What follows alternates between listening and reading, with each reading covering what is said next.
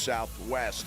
Dallas Cowboys have reportedly offered kicker Brandon Aubrey a deal that would make him the NFL's highest-paid kicker at close to $7.5 million a year. Trouble is, the 30-year-old Aubrey seeking a contract. He wants $10 million per year.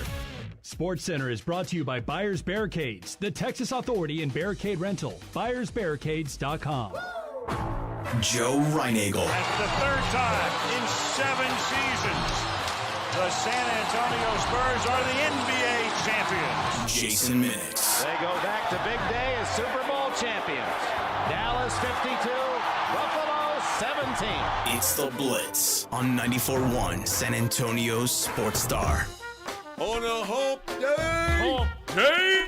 Hump day! Hump day! Yeah, happy hump day, everybody. I love that camel. Hope you're having a great one out there, whatever you're doing, however you're doing it. Thanks for spending some time with us here on the Blitz. 94.1 San Antonio Sports Star. My name is not Hump Day. It's Joe Reinagel. All right, Caleb. Hump day! Caleb, Clarence. Mm-hmm. No, it's just Caleb. That's Jason Minix, by the way. I am Jason Minix. Hump Day was the first time that's happened to me. Yeah? I'm talking to a guy earlier. My wife is working out of town for the next 4 months. I've got to find the laundry service.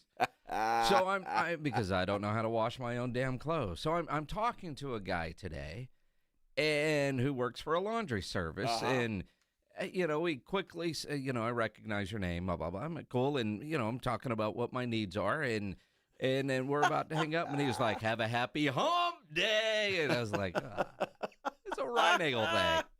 It's a Blitz thing. It's a Blitz thing. That's right. Mm-hmm. It is a great day. Hump day always is.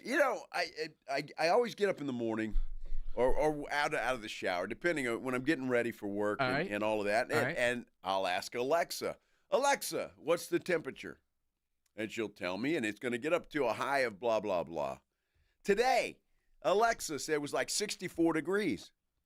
We're reaching a high of 92. What? 92, she said today. Today? Today? 92 degrees. Huh. That's outrageous. It's still February, for goodness sake. Hey, I got no problem with that. Although it's still rodeo time. It is. And the rodeo still is going on.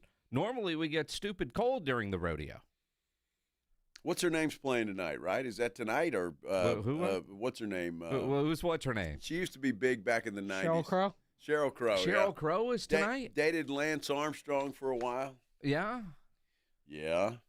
Sheryl Crow. I don't know if that's tonight or not. Didn't the boss say they were going to that? See Sheryl Crow? Well, she said she was going to see Sheryl Crow.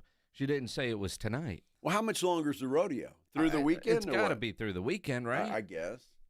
I'm not sure. I've been to one performance. It was the first one. Yeah? And it sucked. Yeah. Well, suck is a hard word. No, it sucked.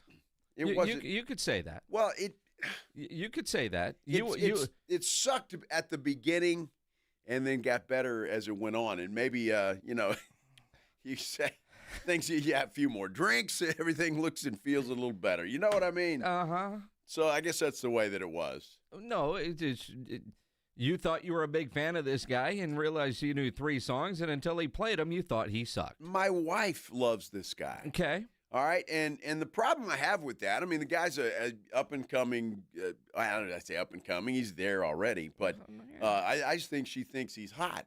Okay. That's my problem. I don't know. So you're jealous. No, maybe. I don't know. You're jealous. Maybe that's it.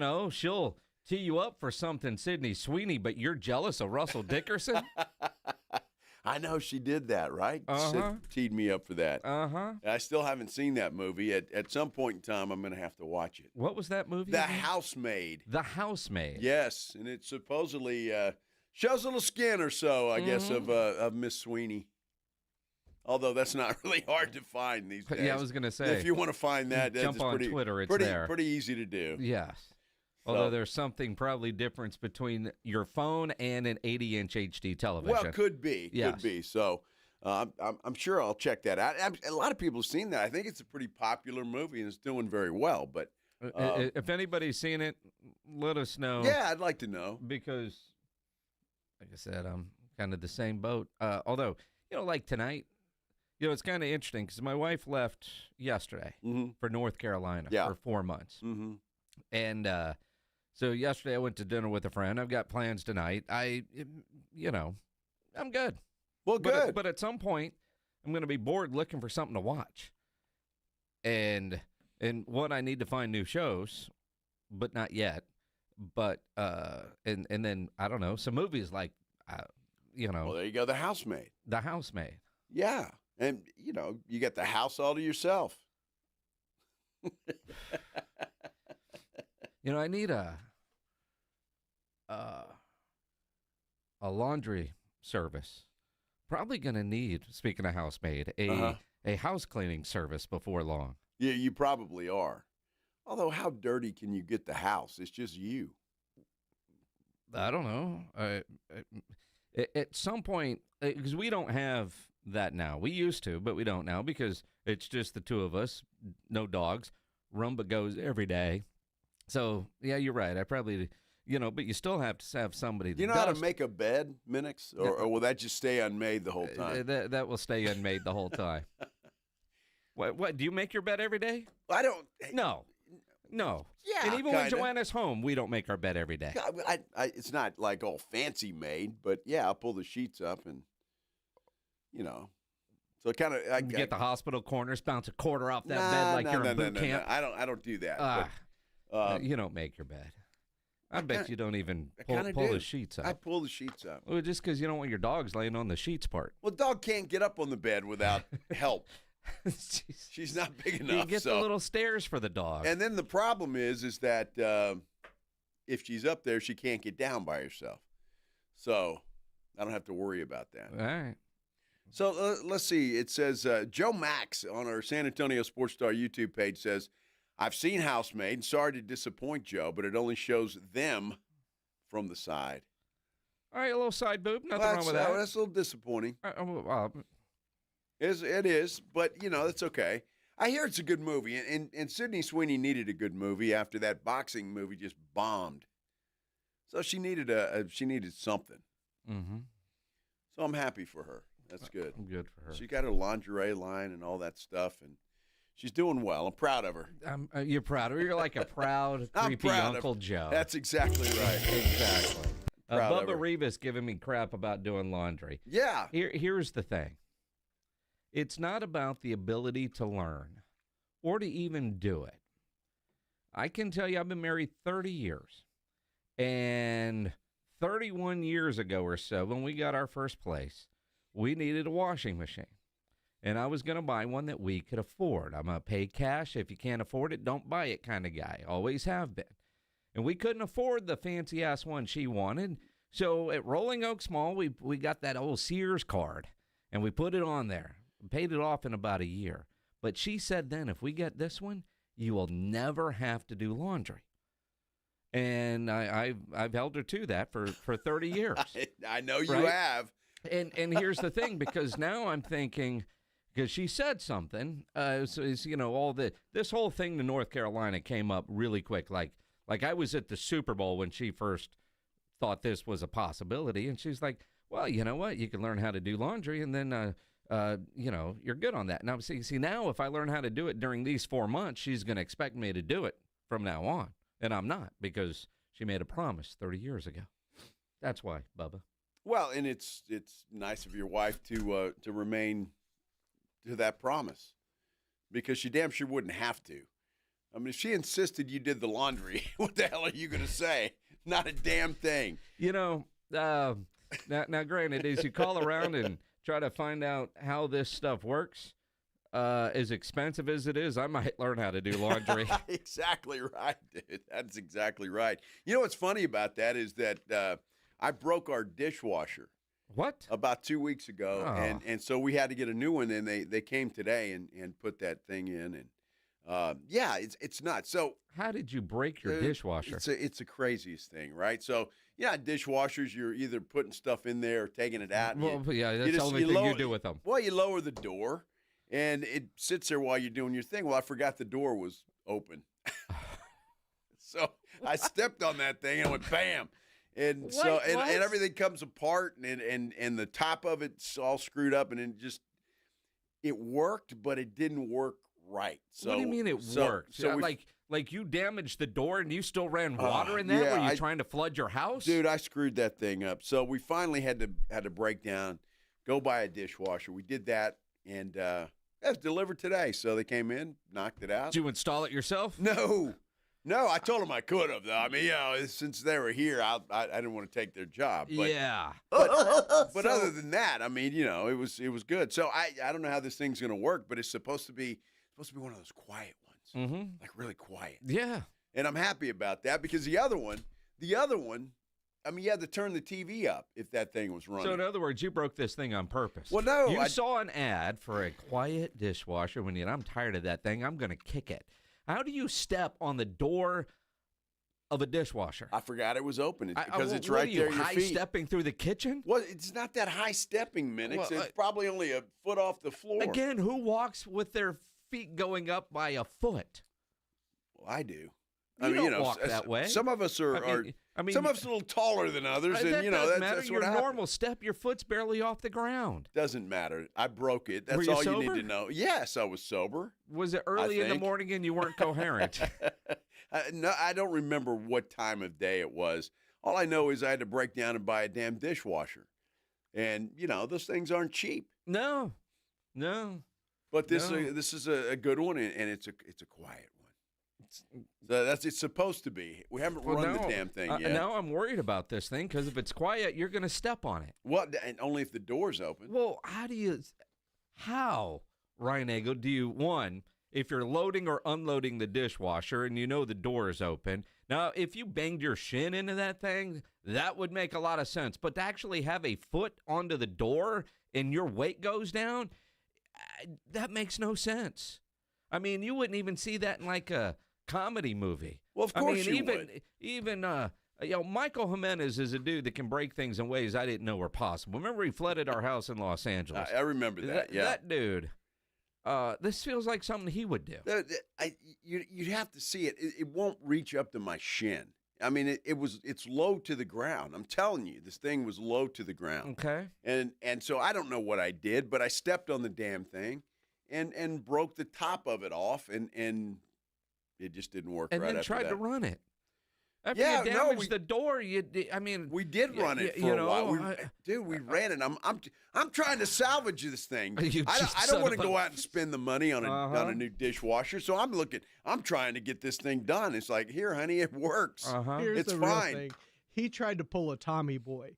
Remember when he broke the car door and he put it back, and when he tried to get in the car door fell off, and he was like, "What'd you do?" Oh, he was you were trying gonna to do blame that with Maggie. the yes. No, I wouldn't do that. Mhm. Come on. Mhm. Doesn't matter. I don't know how that happened. Doesn't matter.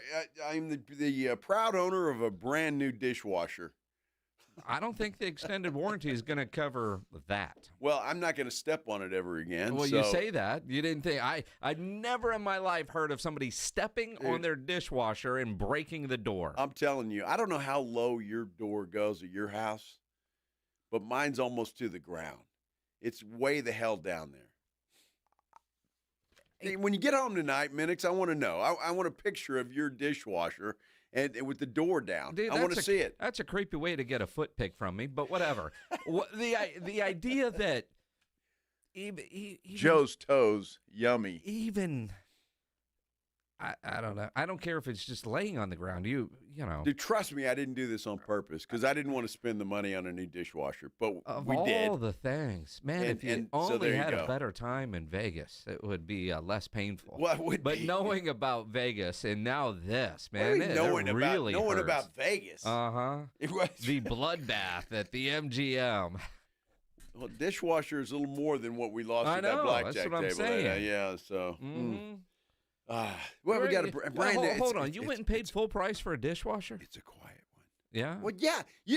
Aren't you the guy that just lectured everybody? But if you can't afford it, then you don't buy it. If you can't pay cash for it, Oh man, that's then when you just wasn't that you, that's Dad, where you that go just to said that? like the scratch and dent store, where there's a Come dent on. on the side that nobody's ever going to see, Why and the it's hell do I want- $1,000 cheaper. Why do I want $1,000?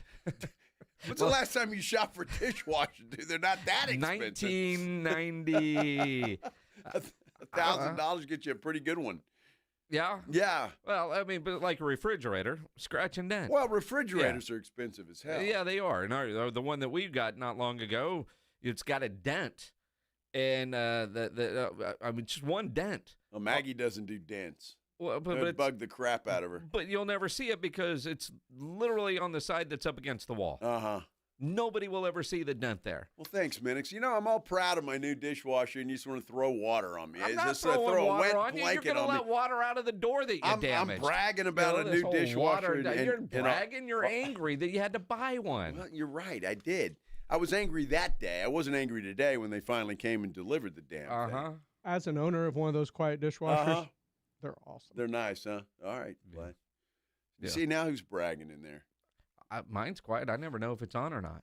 Well, I knew when mine was on because it's loud. It was loud as hell. So I'm looking forward to this thing. Yeah. I might just throw a cup in there tonight if it needs it or not and turn it on. Well, the good news is it's fancy. It's not going to waste a whole lot of water. Well, apparently not. It's quiet and conservative. It's nice. And then with my Connecticut water softener, that thing's going to be beautiful. It's fantastic. Absolutely. Can you believe the Spurs are going for win number 10 in a row tonight against the Toronto Raptors up there in the Great White North? Can they get it done? We're talking about that. And there's another big game tonight as well, Minix, that we'll talk about when we continue here on the Blitz, a 94.1 San Antonio Sports Star. You know, injuries happen, and when they do, you can skip the ER and get straight to an Ortho Now Injury Clinic by TSAOG Orthopedics and Spine. Conveniently located in the Corey area with extended hours Monday through Saturday. They have on-site x-ray casting and bracing. In fact, Ortho Now has everything you need to treat your injury, but best of all, no urgent care or emergency room copay. They provide care for walk-in injuries like broken bones, dislocation, sprains, and strains. Now imagine, it didn't happen to Joe, but you step on your dishwasher door, you fall down, you hurt your knee, break your arm, you get into TSAOG Orthopedics and Spine, the Ortho Now Injury Clinic. Learn more online at tsaog.com. Attention coaches, educators, and booster clubs. Need a fundraiser that's different from the rest? With Gardenville, supporters purchase something they already locally sourced mulch and compost. Your organization earns money on every sale.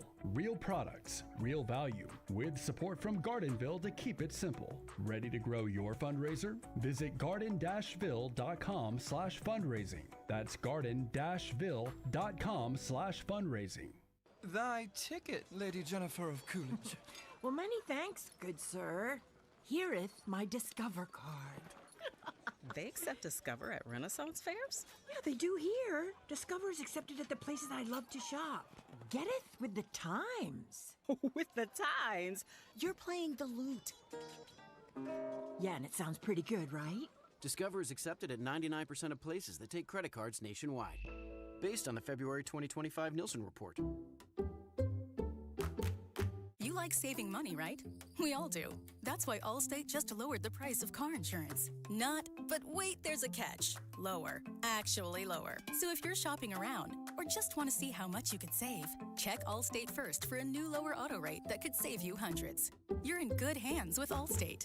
Not available in every state, only applicable for new auto insurance business. Rates will vary by several factors, including how you purchase the policy. Potential savings vary. Allstate North American Insurance Company and Affiliates, Northbrook, Illinois. Mellow Mushroom has the best pizza in San Antonio. Mellow delivers the best pizza experience with their delicious dough, premium ingredients, and unique flavors. Delivering a higher order of pizza is the standard. If Mellow can make a pizza this delicious, imagine what they can do with munchies, greens, calzones, and burgers. Mellow Mushroom has San Antonio's best happy hour with food specials and half-off adult beverages. Mellow Mushroom is at 1604 in Stone Oak Parkway. Hang with friends, watch the game, and mellow out at Mellow Mushroom. Hi, I'm Michael from the Warren Treaty. You know the jingle. Now discover the facts about Ozempic, a GLP-1. Only Novo Nordisk makes FDA-approved Ozempic. Learn about the real thing. Talk to your healthcare professional today. Call 1-833-OZEMPIC or visit Ozempic.com to view the medication guide and to learn more about Ozempic. Semaglutide injection 0.5 milligram, 1 milligram, and 2 milligrams.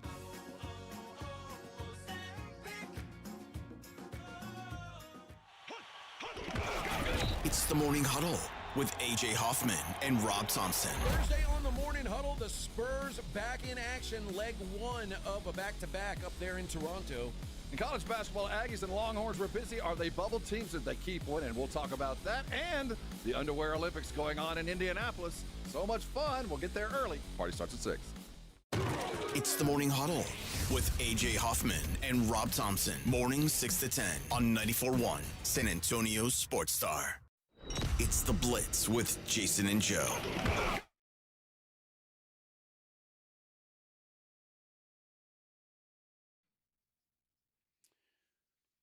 I don't know if this means anything or doesn't mean anything, but there's a couple of big ball games. Obviously, the Spurs in Toronto tonight.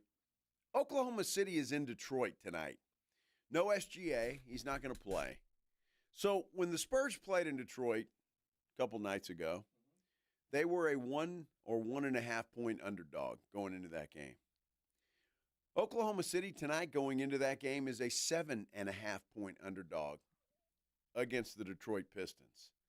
Now, I don't know if you can read anything into that. Obviously, their best player is not playing, but that's quite the difference. It's is SGA worthy of 8 points? Yes. I mean, yes. But it's not like Oklahoma City has been a disaster with him out. I just wonder if that's a little bit more of Vegas thinking, you know what, that Detroit team got embarrassed the other night. Cade Cunningham was awful the other night. They're going to be a little bit more dialed in for Oklahoma City on national TV. Well, I think they were. Look, I think they were dialed in against the Spurs. I just think the Spurs kind of just overwhelmed them a little bit. Steph Castle, again, MVP of that game. Yep. And with what he did on Cade Cunningham. So anyway, that is a huge game tonight, Oklahoma City and Detroit. And no, I'm honestly, I'll be flipping back and forth. Now I'm not sure what time that game starts. I'm assuming around the same time as the Spurs game. 6:30. Now on ESPN.com right now, they've actually got Detroit minus 10.5. Oh, 10.5. 10.5. Well, I wonder who else is out for Oklahoma City. There's got to be somebody else out. The Spurs are 7.5 point favorites over the Raptors. Okay. And the Raptors, 10 games over 500, 16-14 at home. I'm a little bit more worried about the Spurs game tonight, to be honest with you. Just having a little bit of a letdown kind of game after such a big win against Detroit. Now, I think, as I say that, to me, the saving grace for the Spurs is they didn't play great, and they still got a double-digit win over Detroit. Well, again, I disagree with that. I thought they played fantastic basketball. You can have your opinion on that game. I have mine. I did not think the Spurs played their best basketball. They played well defensively, and they had some other guys step up, but I consistently cannot count on the three-point shooting we saw the other night, and Wemby until the fourth quarter was awful offensively in that game. And again, impressive, great win. I'll give you that, but it was not their best game. You give Detroit no credit at all, none. For shutting Wemby down. They were physical with them. Well, that's what I'm saying. So you give them no. It's not like they went in and played Utah. Sure, that was Detroit. Yeah. Okay, and sometimes teams like that make other teams look bad. It doesn't matter how you look; it's how you get the victory. I completely disagree with that. I thought it was a hell of a game by the San Antonio Spurs all the way around. I didn't say it wasn't a hell of a game, but it wasn't their best game. And God dang, if they can play better than that, give them the trophy now. We've seen them play better than that. Yeah, not against a team like Detroit, you haven't. I don't know. I see them beat the hell out of Oklahoma City a couple times this year. They're not the same teams. Oklahoma City's just as finesse as the Spurs are. Detroit is a physical ball club. Oklahoma City's not a bully-type ball club. I've seen them lose and win against Houston in similar styles of game.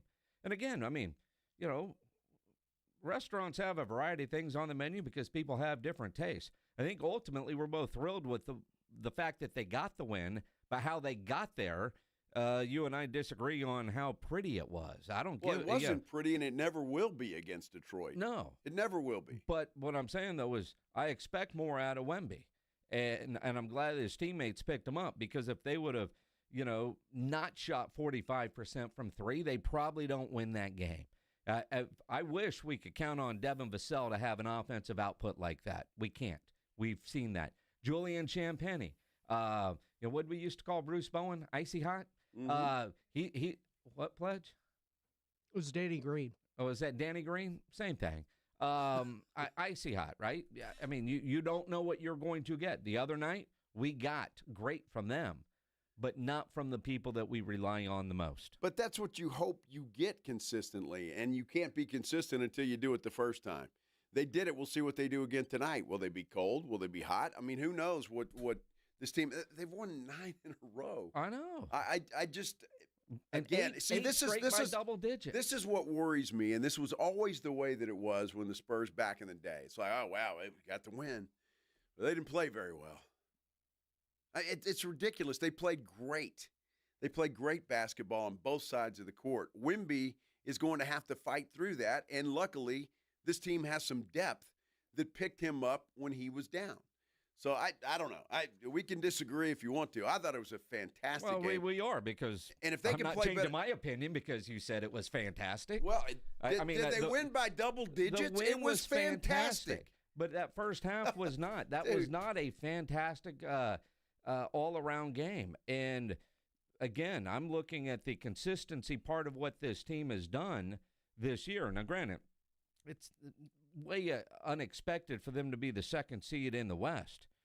But I expect more out of Victor Wembanyama on the offensive end. He was great defensively the entire night, but he got pushed around. He even said afterwards, he called it bully ball. That was the most physical team he has played against. It took him a long time to adjust, and he finally did.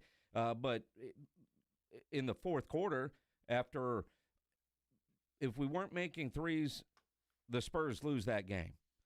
And I can't count on the people that were making the threes to do that consistently. I should, as a Spur fan, be able to count on Wemby to be better on the offensive end than he was against Detroit. Well, what's better on the offensive end? 25 points? Is that what he should get every night? 6 of 16. Well, right? I don't care about total points. I care about shooting percentage and the effectiveness of it. When I see Vic start down low and then get pushed all the way out to the three-point line, he can't let that happen. He's got to figure out ways to adjust. And, again, in the fourth quarter, he did. And he started making high-percentage shots. But his shooting percentage offensively wasn't where it needs to be, wasn't up to expectation. Well, I'm just glad that the Spurs can kick it into another gear and be better than they were against Detroit the other night, because if they can, it's nobody going to beat them. They're going to win every game from here on out and all the way through the playoffs and to the NBA Finals. Because if they can play better than that, there's not a team in the league that can beat them. There's just not. So I don't know what you guys expect. I'm listening. It's frustrating because unless it's beautiful and everybody's doing everything right and Wemby's doing everything and all this, then it was a bad game. It was not a bad game. It was a tough physical ball game. Who said it was a bad game? Well, you did. You said the Spurs can play much better than they did. They can. How? But I never said it was a bad game. So game. if Wemby has a game like you think he should have, then Devin Vassell probably doesn't have the game he has, or Champagnie, or anybody else. Again, I don't even think it was any of those guys were the stars of the show. Steph Castle won that basketball game because of his defense on the best player in the league. Just saying. I mean, and again, Detroit's good, but Wemby was 6 of 16. Okay. De'Aaron Fox was 4 of 17. Okay. 0 of 5 from 3. Have they never done that before? Sure, of course they have. Okay. I mean, but when you look at Julian going 5 of 8 from 3 or Devin Vassell going 7-11 from 3, and that's what bailed them out. Now, again, if you just want to look at the end result and you don't care how the meal was made, man, that was a fantastic dinner. But when you're looking at the process of the way they got there, especially early on, and I know you watched that from start to finish, or at least from the moment you walked in your door and got the TV on, because it was such an early start. Early on in that game, they had the lead and it went away. They were missing shots. They looked a little rattled. There are a lot of things that I was impressed with there, the way they made their adjustments and then dominated the second half. Never said it was a bad game. It just wasn't the best game for the San Antonio Spurs. They had a 2-point lead at halftime with as bad as you say they played. They had a 2-point lead at halftime. Yeah. And then they went off from there. Yeah. And won by double digits. And they were down 3 at the end of one. And they can play better than that. Huh. Okay. Well, I guess we'll see. I can't wait to see the better version. Maybe it'll be tonight. Maybe it'll be when Detroit comes to San Antonio next week. Well, let's hope. We'll see if it's a better version. Let's not just win by double digits. If you're going to win by 20, then it's a bad game for the Spurs. They can play much better than that. I mean, if that's how you want to twist what I said, go for it. But we can agree to disagree. The end result was great.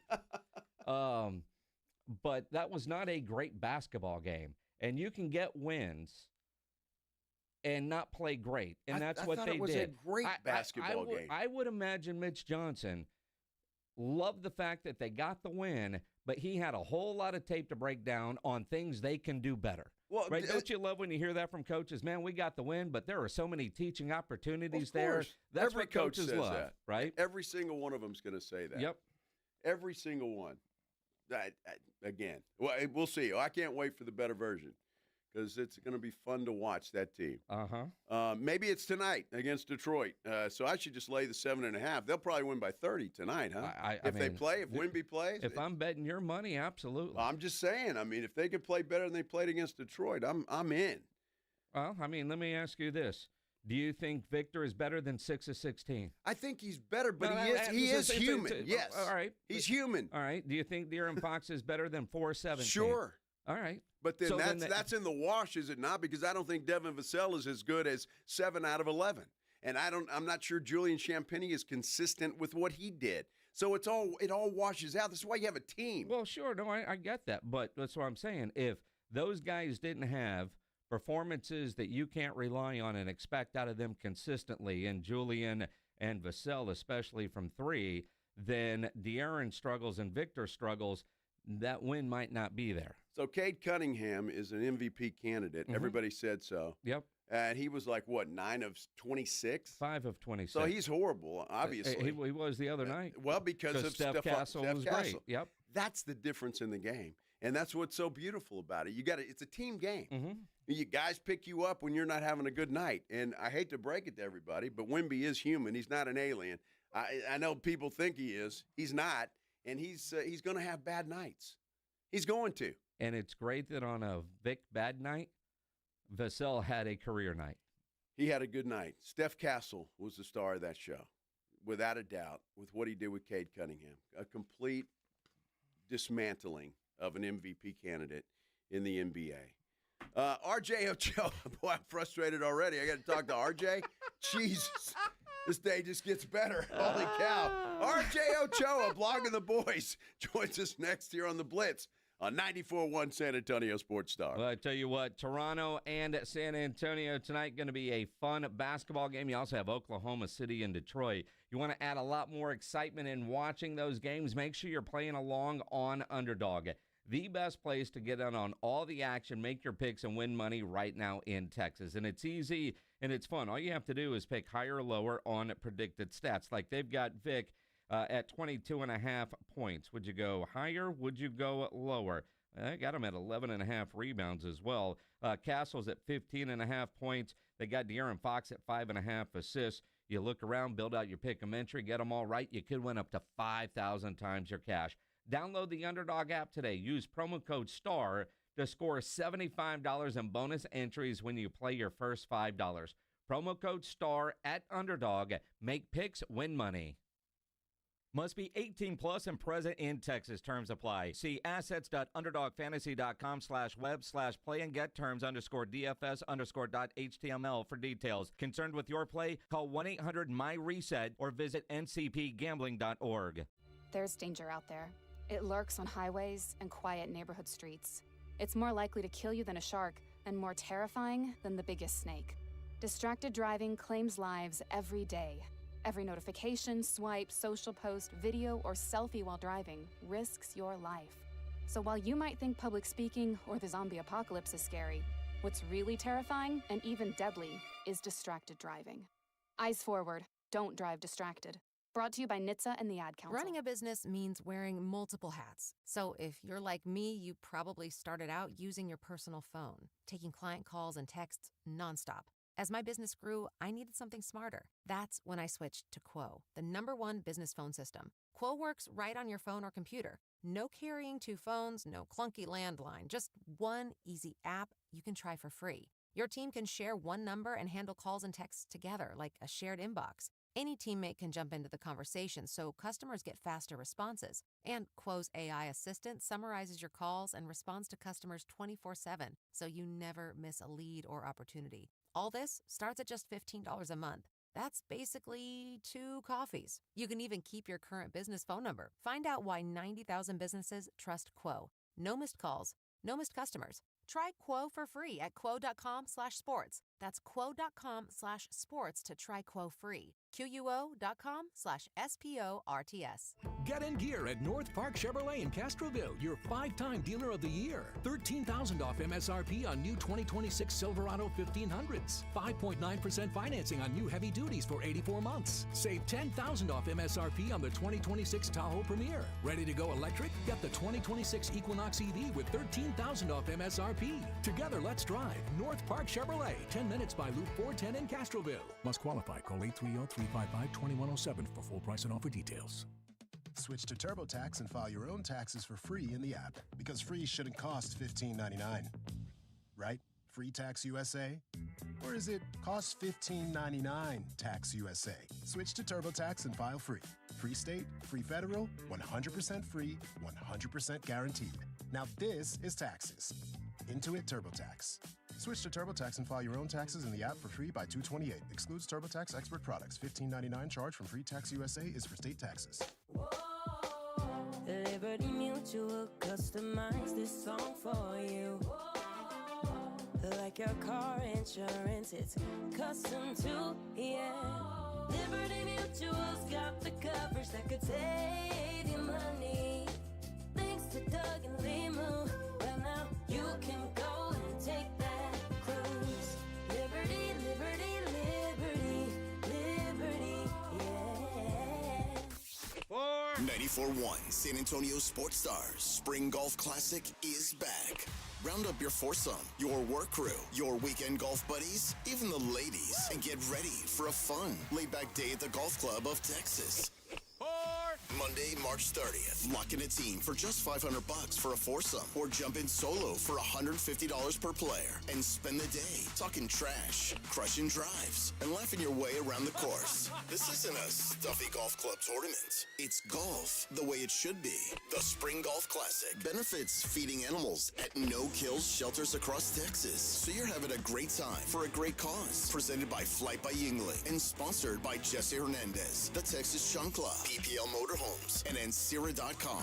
And when the last putt drops, the day is just getting started. Join us for the after party at the 90 Proof Bar at Lucky Ranch Road and Highway 90. Cold drinks, great food, and all the post-round storytelling you can handle. So pick your team, claim your spot, and tee up with San Antonio Sports Star. Sign up your foursome now at sasportstar.com.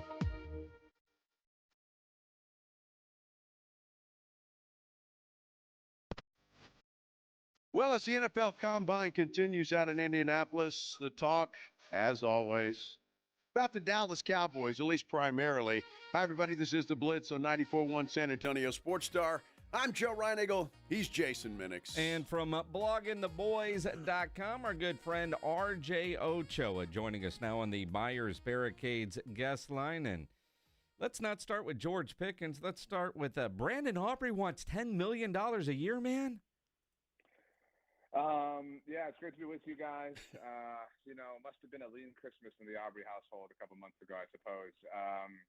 Look, it is very difficult. In fact, I would argue that it's impossible to get the world to side with the Dallas Cowboys front office over you.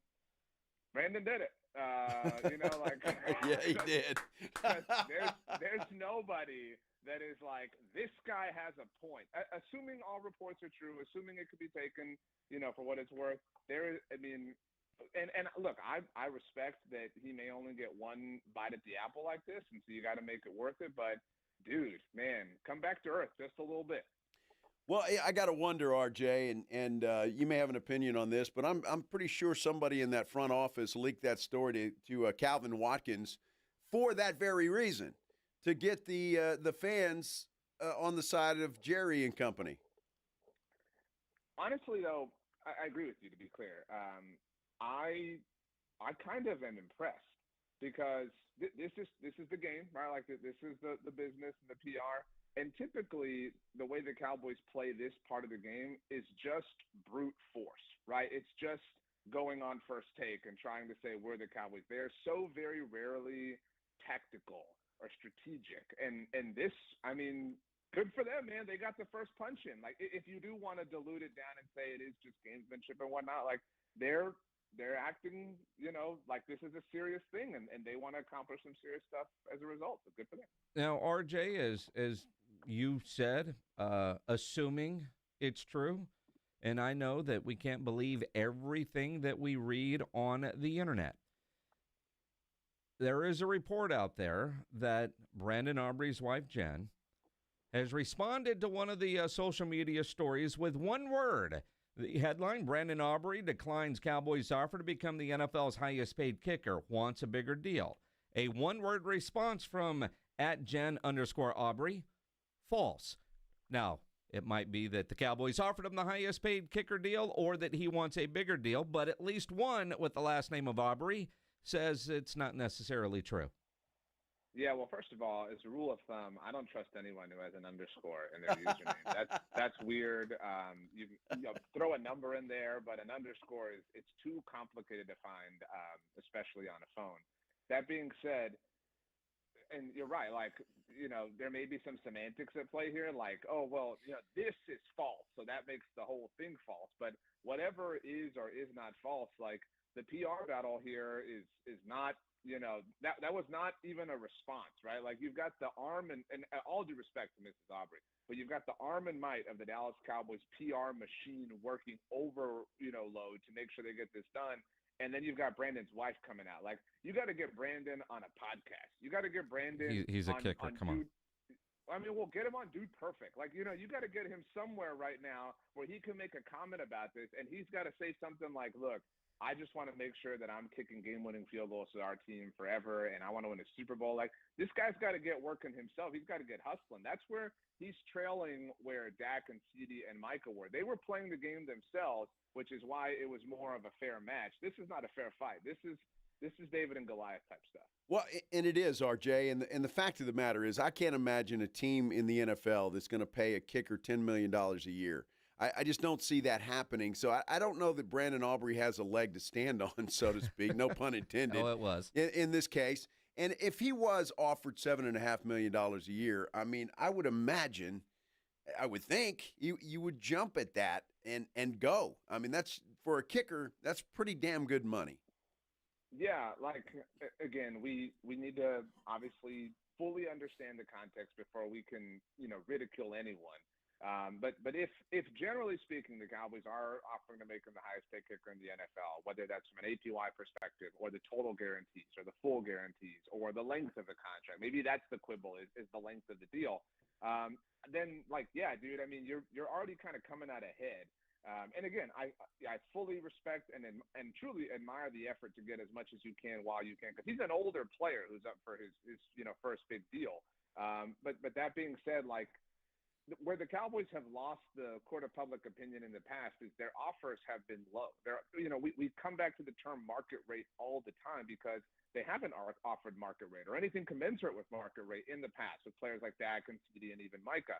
And so if they are offering you that, like, dude, you don't have that the same way that your peers did. And so if you're getting that offer right now, you better take it, because they're also offering it coming off of your worst season in the NFL. Granted, the ones before that were super duper special, but you should also be thinking to your lucky stars that they're not being super cold-blooded and just want to move on from you. The reality is, we visit with RJ Ochoa from bloggingtheboys.com here on 94.1 at San Antonio Sports Star. His misses were all from 50-plus last year. Perfect outside of that did miss a extra point. But I'm surprised that if the reports are true, that the Cowboys offer is a little more than $1 million more than what Butker is getting to become the highest paid. It's not 50 cents more. It's not, $100,000 more. That's a hell of an offer. And for it to look like he's being turned down, where it was pay the man, pay the man, pay the man. Now it's like you can't give a kicker that kind of money. You personally and everybody in the blogging the boys world, have they all turned against Brandon Aubrey and are looking at who else could be the kicker for the Dallas Cowboys? I don't know that anyone is quite there, but that's because we talk a lot about, people love and have loved to say things like that the Cowboys had leverage against Dak anytime that he was in negotiations, or CD or Micah. And I suppose in a literal sense they had a semblance of leverage, but here in this case they have all of it, because Brandon Aubrey is a restricted free agent. That is very different than the situations that Dak and CD and Micah were in the middle of. So I mean, Brandon Aubrey is stuck on the Cowboys for 2026 at the very least, because and here's the thing, to your point, Jason, if they place the tender on him, the second round tender, not even the first round, that's a significant pay bump. And that is almost the dollar amount associated with it. It's about $6 million. That's almost the Harrison Butker deal in and of itself. And so for Brandon Aubrey to be allegedly, poo-pooing the offer that the Cowboys are making, he's going to actually cost himself money in the process, because the tender offer is significant, which isn't and hasn't been the case with the franchise tag value for George Pickens, to use a comparison, is much lower than what he will probably get on the open market. Whereas the tender offer for Brandon Aubrey is really, really, really nice. And so I think because he's stuck at the very least for 2026, nobody is considering who's going to be the team's kicker in the here and now. That may be a 2027 question that we have to answer, but he is either going to be kicking for the Dallas Cowboys in 2026, or he's going to be making $10 million, because somebody's going to want him that badly after he does hypothetically get tendered to give him that deal and forfeit the second-round pick that they would have to give the Cowboys in the process. And that's the thing, you can make an argument that maybe somebody would give a player a market-setting deal and give up a second-round draft pick. People made that argument for Lamar Jackson when he had qualifying offers, but no one's doing that. It's a big enough, cough to give Brandon Aubrey $10 million. Nobody's going to do that and give up their second-round draft pick in the process. So he really has nothing to work with here. I totally agree. Would you give up a second-round draft pick for a kicker? I don't care how good he is. You wouldn't do that. And so your gut, obviously they're going to tender the guy. I mean, I don't think they're going to have any choice. If all this is true and it rides out, I mean, I don't know. Aubrey could walk into Jerry's office tomorrow and say, okay, $7.5 million sounds pretty good. But push come to shove, it looks like a second-round tender. I mean, certainly not going to give him a first-round tender. Nobody would even touch that. Nobody's going to touch second either. So what's your gut tell you, RJ? If the reports are true, and I think we all trust Calvin Watkins, right? I think he reported what he was told, and so it ultimately comes back to what the truth actually is. But if the majority of this is true, then I would bet that Brandon seems to have a lot of conviction to him. And good for him, man. Good for you standing up, fighting for what you want to fight. And then if you truly feel that confident, if you truly feel that optimistic, then he probably rides the season out and hits unrestricted free agency next year and figures out that life is cold sometimes and it doesn't always work out. And maybe that $7.5 million offer you got from the Cowboys was nice. And the other thing is, and look, I am never the playing for the Cowboys is special, dude. You should take less to play for the Cowboys. But when you are a kicker, and I value kickers. I have been on this radio station arguing for Dan Bailey and Brett Maher and Greg Zuerlein many, many, many different times. But you are more famous as a kicker when you kick for the Dallas Cowboys. Everyone knows that you were in the MLS and that you kicked at Notre Dame because you played for the Dallas Cowboys. Those stories would not have been told by Mike Tirico and Melissa Stark if you played for the Minnesota Vikings. That's the reality of it all, and I hope that Brandon's considering those things. No love for the Birmingham Stallions? I mean, if I am giving love to any spring football team, it is the San Antonio Commanders and the San Antonio Commanders only. Well, the Brahmas were pretty good too till they abandoned us and left. Why was they doing their pre and post game show? Yeah, that's why. Oh, I got you. He didn't get a paycheck from them guys. I see. Okay, screw them. All right, I got you. All right, George Pickens. If you heard Stephen Jones the other day, RJ, it sounds a hell of a lot like they expect him to play on the tag this year. I don't think that's the dumbest thing ever. It's dumb, but it's not the dumbest thing ever. What I want more than anything is I want to know and understand what the plan was when they traded for him, right? When they traded for him and they said, okay, if he acts up, then this is how we're going to react. If he's a terrible player, this is how we're going to react.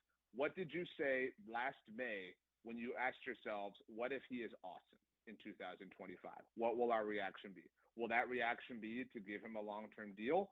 Or will that reaction be to just say, we're going to ride out the tag? And if it was to ride out the tag, then do it. I mean, you made that decision when you were not emotionally compromised, which is what I'm a big fan of doing in general. And if you're going to get an extension done, you better do it now before Puka Nacua gets paid and JSN gets paid, because even though George Pickens is not them, that will inflate the market. The worst thing to do would be to tag him and go all the way to July 14th and give him his deal then, because the Rams and Seahawks would have likely taken care of their situations before that. I think the Cowboys, in terms of immediate future, will tag him. They'll call it a placeholder, and maybe it ultimately winds up being one. But the reason I don't think it's the dumbest thing is because they've sort of painted themselves into a corner here, especially after the Quinnen Williams trade, where the contractual length of their prime players and the literal age of their prime players are so that 2026 and 2027 are kind of the window. After that, you're looking at a harder reset and relaunch for your franchise in an overall situation.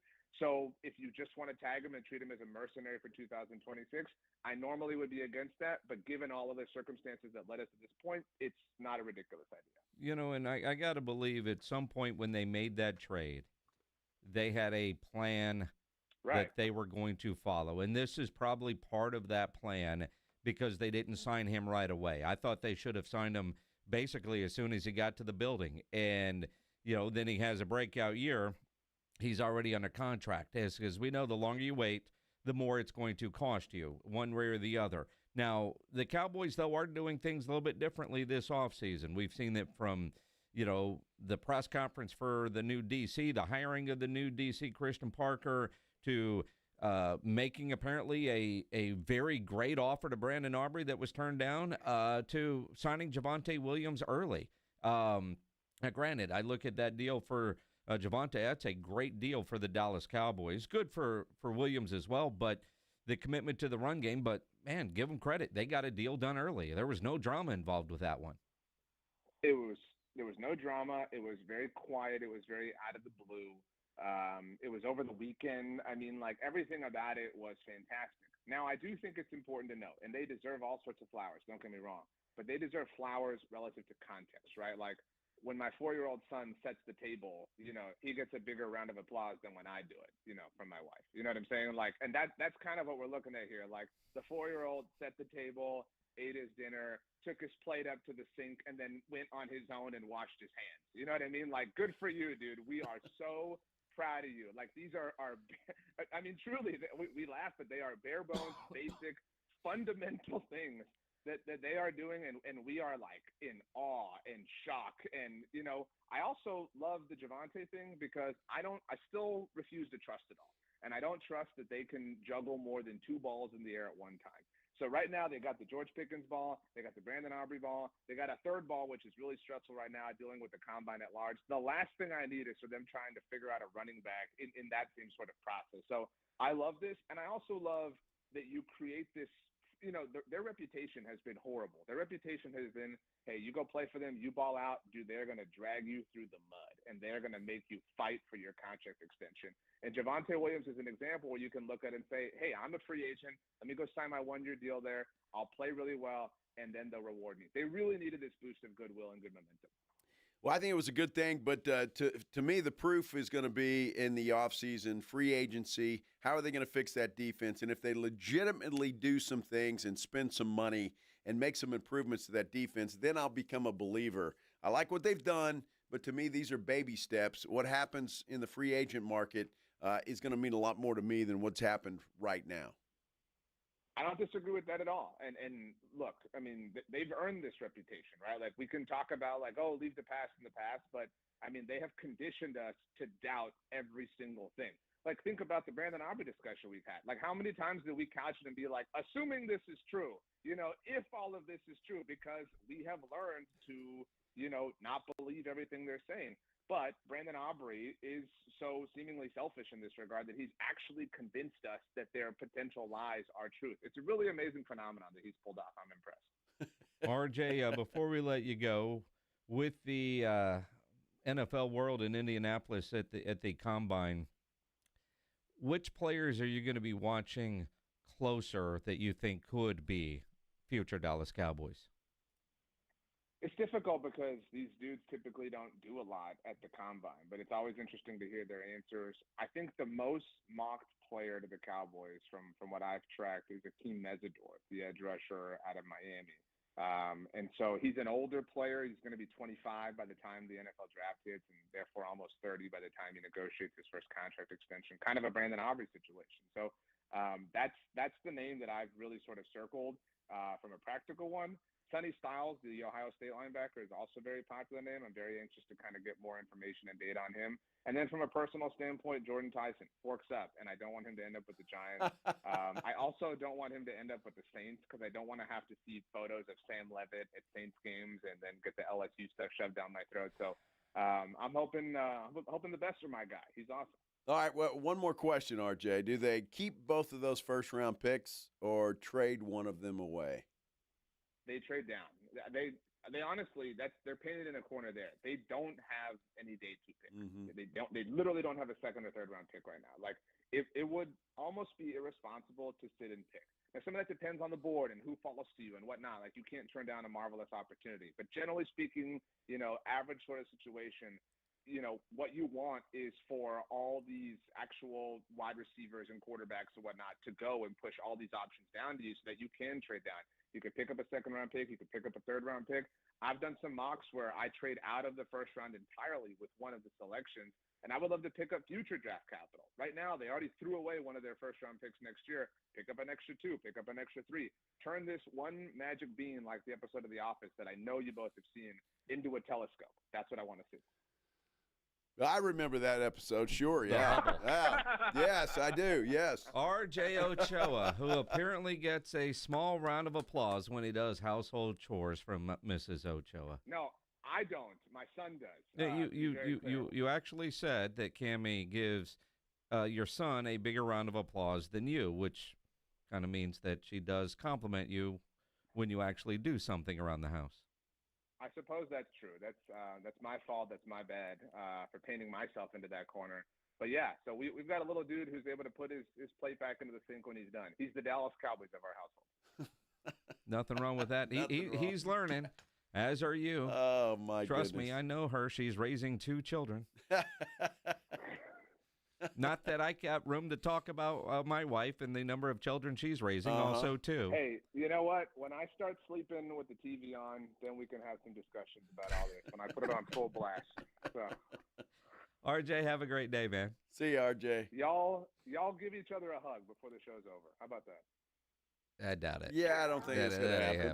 But the thought is nice. Yeah. Cool. Maybe a little fist bump, but that's about it. Yeah. Yep. Enjoy the Survivor 50 premiere tonight. Who? With friend of and Savannah's on it. Friend of the station. Savannah's Survivor 50 tonight. Yeah, Savannah won 49, and I didn't watch a single episode, but I did text her a congratulatory note. Well, watch out. She's coming for the title back to back. Mm-hmm. We'll see. She's the Seahawks of this Survivor. Sorry, the Spurs and the Raptors play tonight, and the Oklahoma City Thunder and Detroit Pistons play tonight. Won't be watching Florida Survivor. Gators play there in Austin, playing those Yeah. squads. Scrubs is also back, a revival. I know Pledge is excited about all that. Mm-hmm. The Arizona State women's basketball plays tonight. I watch sports too, Joe. Okay, I'm just Now, do you saying. watch Arizona State girls basketball or just watch the coach on the sideline? The basketball team's awesome. Tonight is senior night. They're fighting for a tournament spot. The tournament is in Phoenix this year. You know that. I do, but I'm just saying if most are watching Arizona State women's basketball for coach shots. Her name is Coach Miller. I know. Not Coach Shots, but Coach Shots would be a great name for a basketball coach if we're thinking about it. That would. No, I love the team. The men's team's a little bit down. Not We're a little here to bit. talk about that, but that's where my Florida Gators come in. Watch out. They're going to beat the Longhorns tonight. Woo! I'm taking the points there, RJ. RJ Ochoa has been cut off. Make sure you follow him on Twitter at RJ Ochoa. Read him at bloggingtheboys.com. RJ and all our guests on the Buyers Barricades guest line, where they provide traffic control, rental, and sales for San Antonio and beyond, online at buyersbarricades.com. You want to mark that show down. I think RJ and I agreed on just about every topic. That has never happened before and probably will never happen again. I don't know. Maybe it's a new day. It's a new world, a whole new world. All right, we got to take a break. We are awfully late. Dwight Howard, we agree. He was a good player, huh? In the NBA? Yeah. Well, he had a secret way of expressing himself with his head coach. We're talking about it when we continue here on the Blitz. 94.1 San Antonio Sports Star. You know, nobody ever plans on getting arrested, but it does happen to a lot of people every day for all kinds of reasons. You get arrested, you know you want to get out of jail fast. Best way to do that? Call my good friend Albert and his great staff at AA Best Bail Bonds, 210-225-2121. Text BAIL to 474747, or you can even start the bonding process online. Go to mybestbailbonds.com to get started. You don't have to call attorneys or anybody else to get out of jail. A lot of reasons for that. And you don't want to be forced into a PR bond. If the jail offers you a PR bond, make sure you truly understand what all those conditions are before accepting it. Your best option for stress-free bail bonds, AA Best Bail Bonds. Nobody beats their price. They offer payment plans. They're discreet and confidential and open 24/7. Offices all over San Antonio and Texas, services nationwide. So if you're down in Corpus, up in Dallas, anywhere in between, license number 149, call AA Best Bail Bonds, 210-225-2121, or go online at mybestbailbonds.com. Taking you home with the Blitz. Afternoons 2 to 6, KTFM Floresville, and everywhere at sasportstar.com. When you're hiring, have you ever felt like you're missing out on meeting truly great candidates for your roles? It seems impossible to find them, but they have to be out there somewhere, right? Well, they're not hard to find when you know where to go, and that place is ZipRecruiter. And right now, you can try ZipRecruiter for free at ZipRecruiter.com/radio. ZipRecruiter helps 10 million people with their job search every day. And because these people are actively looking for jobs just like yours, it's easy to find the right person right away. In fact, 4 out of 5 employers who post on ZipRecruiter get a quality candidate within the first day. But if you're not using ZipRecruiter, you're missing out. So see what it's like when the impossible is easy. When you go to ZipRecruiter.com/radio right now to try ZipRecruiter for free. Once again, that's ZipRecruiter.com/radio. ZipRecruiter.com/radio. Never miss out on great candidates with ZipRecruiter. Got hockey fever after the Olympics? The NHL season resumes tonight after the Olympic break, and the Dallas Stars are in action, taking on the Seattle Kraken. Jason Minnick's here inviting you to a Dallas Stars watch party at McIntyre's North Star location with Flight by Yingling, proud partner of the Dallas Stars. The Stars went into the Olympic break on a 6-game winning streak, currently 3rd in the Western Conference standings. At tonight's watch party, you can register to win a flyaway trip to see the Stars take on the Philadelphia Flyers in Philly March 29th. The flyaway package includes airfare for 2, a hotel, and 2 game tickets. Must be at least 21 years of age to enter. And you could also win some exclusive Fly by Yingling Dallas Stars gear like hats and t-shirts. Stars in Seattle Kraken. Puck drops tonight at 7 at McIntyre's North Star with Flight by Yingling, proud partner of the Dallas Stars and the next generation of light beer. Enjoy responsibly. DG Yingling & Son, Pottsville, PA.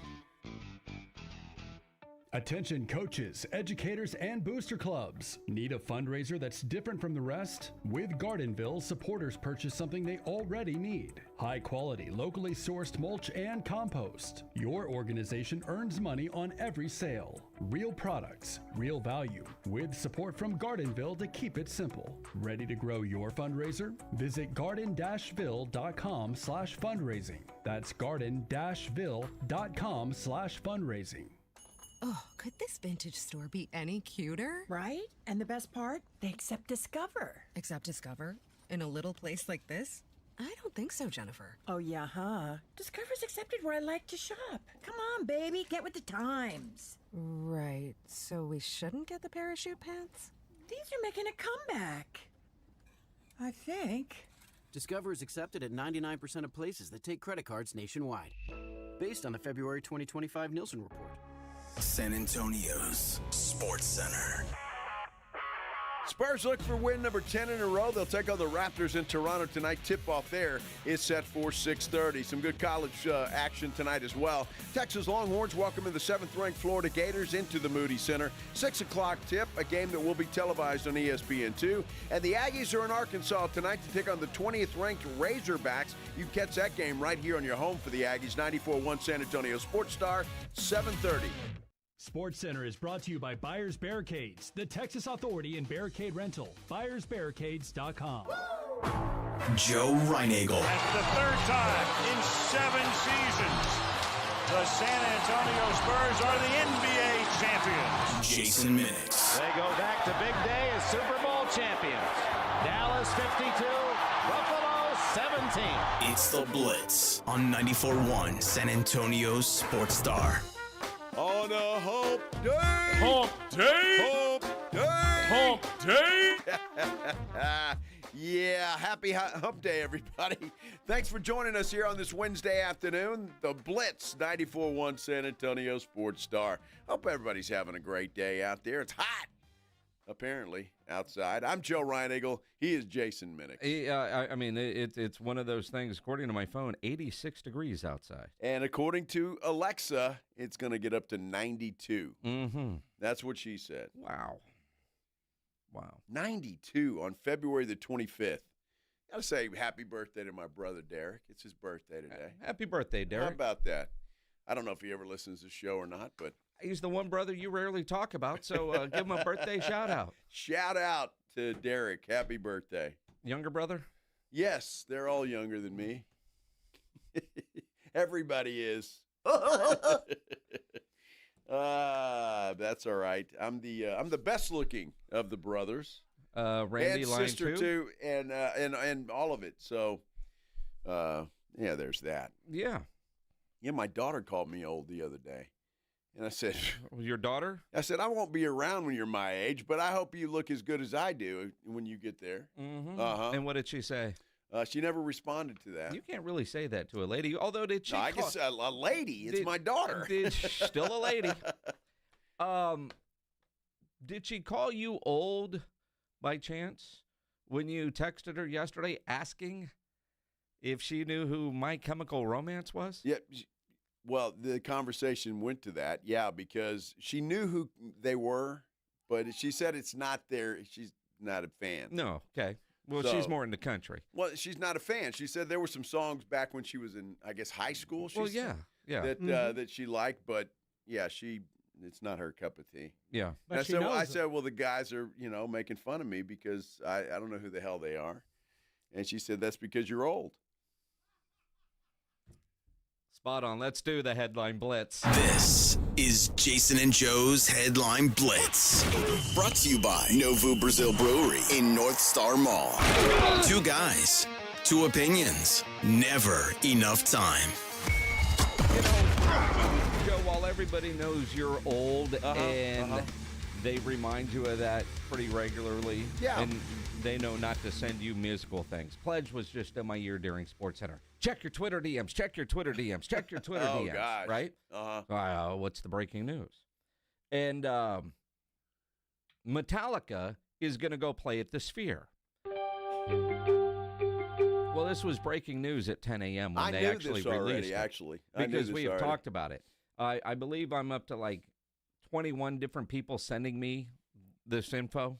And everybody just making sure that I know, which I greatly appreciate, because I think all you know that Metallica is my band. In fact, I've already sent a text message to John over at Awesome Tickets. Literally, my text to him was the announcement, should I start the payment plan now? And his response, yes, sir. Yes. Yeah, those tickets are going to be extremely expensive. Kevin Brock. His wife does mortgages. He texted me info on it and said, my wife can help you refinance the house if you need to free up some cash to go to that. Because Metallica just has the ability to take all your money, all my money. Well, especially in the Sphere. I can't imagine how cool. And I know when I went and saw U2 in the Sphere, the first band that played there, like, who do you want to see in Metallica? I can only imagine Metallica's music in the videos that they would come up with playing there at the Sphere. So, and the only thing that sucks about this, and I say sucks, I'll figure it out. They're doing the 2 nights, so they're all Thursday and Saturday nights because, we're old, we can't go back to back. But during football season. Oh. That's the one part that sucks. When is it, September? October. Right now, the initial dates are October 1st and 3rd, 15th and 17th, 22nd and 24th, 29th and 31st. Could you imagine Halloween night with Metallica in Vegas? That'd be great. I know a friend of ours, Rob Thompson's son, getting married on a Friday night during football season. I'm like, I ain't going to the wedding. I got high school football. I don't miss high school football.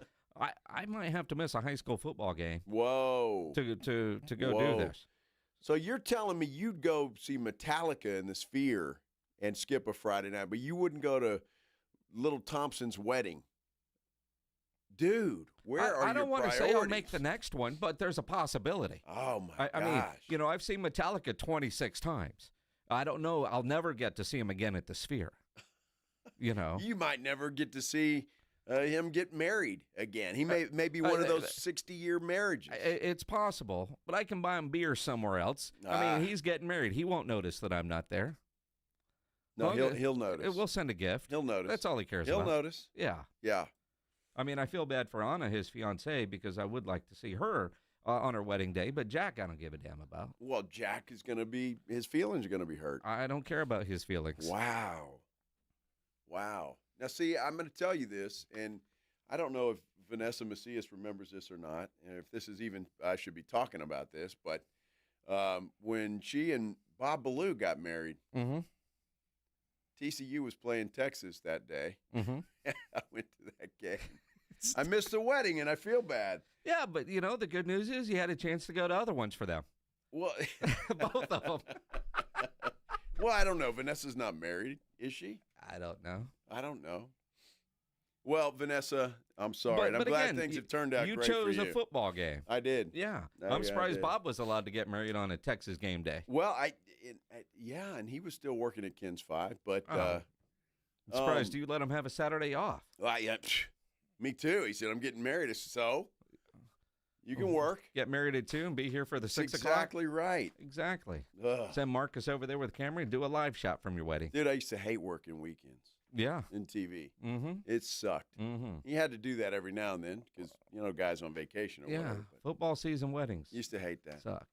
But yeah, I mean, do you know how to do play-by-play? I might need a backup during football season. No, I'm busy that day. I'm getting a pedicure. All right. Sorry. Fair enough. Metallica. Mm-hmm. No, I'd fill in for you if you're going to go to Jack's wedding. I mean, you're not going to go to Jack's wedding? I haven't been invited, so I don't know. Just saying. Mm-hmm. John had awesome tickets. When they go on sale, snag me too. Wow. Then I'll buy flights. Well, that's what they're doing, Pledge. It's the No Repeats concert tour that they've been on forever.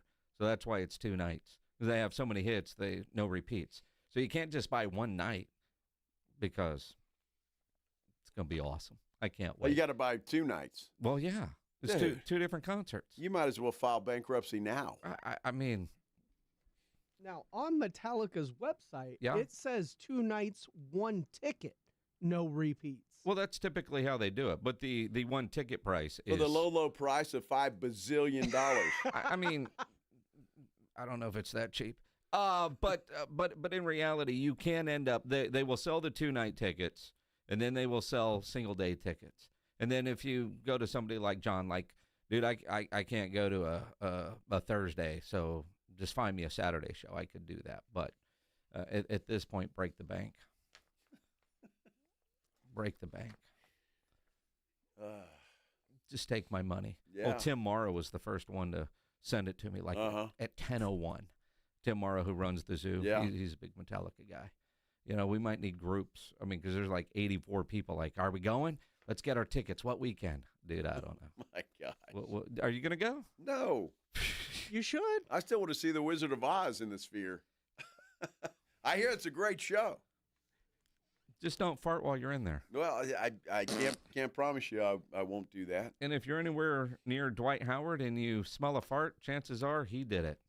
Source, and I need you to confirm this if it's true or not, that said you used to get pissed at Dwight Howard during your pregame speeches because he would just constantly fart while you were trying to get the guys going. Confirm or deny, Coach?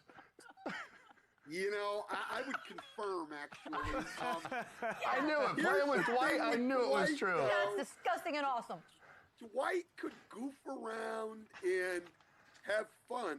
And I remember having a talk with him once, and I said, Dwight, I need you to be more serious, when we're preparing. And he said, Stan, I've got it all. I know what you're saying. I said, and he did. Dwight's by far the smartest big guy I've ever coached. I mean, and it was part of his greatness. And I said, no, I know you've got it. But then you're distracting these other guys that don't who necessarily need to have it. focus in more on what's going on. And Dwight understood that. And it stinks in there, and they probably had to get the hell out while he's talking. That's funny. Why do you figure Stan Van Gundy is one that while giving that speech is also letting him rip? Silent but deadly. I don't think his are silent. Well, they're probably wet. I don't know. Oh, God. I'm just saying. I don't know. Probably wet. Probably so. That's it's unfortunate. Kind of like this couple that, they decided they were going to try an open relationship. Well, I'm not sure they decided. The wife didn't like the idea at all, but she wanted to please her man. Well, apparently she was the only woman he was ever with.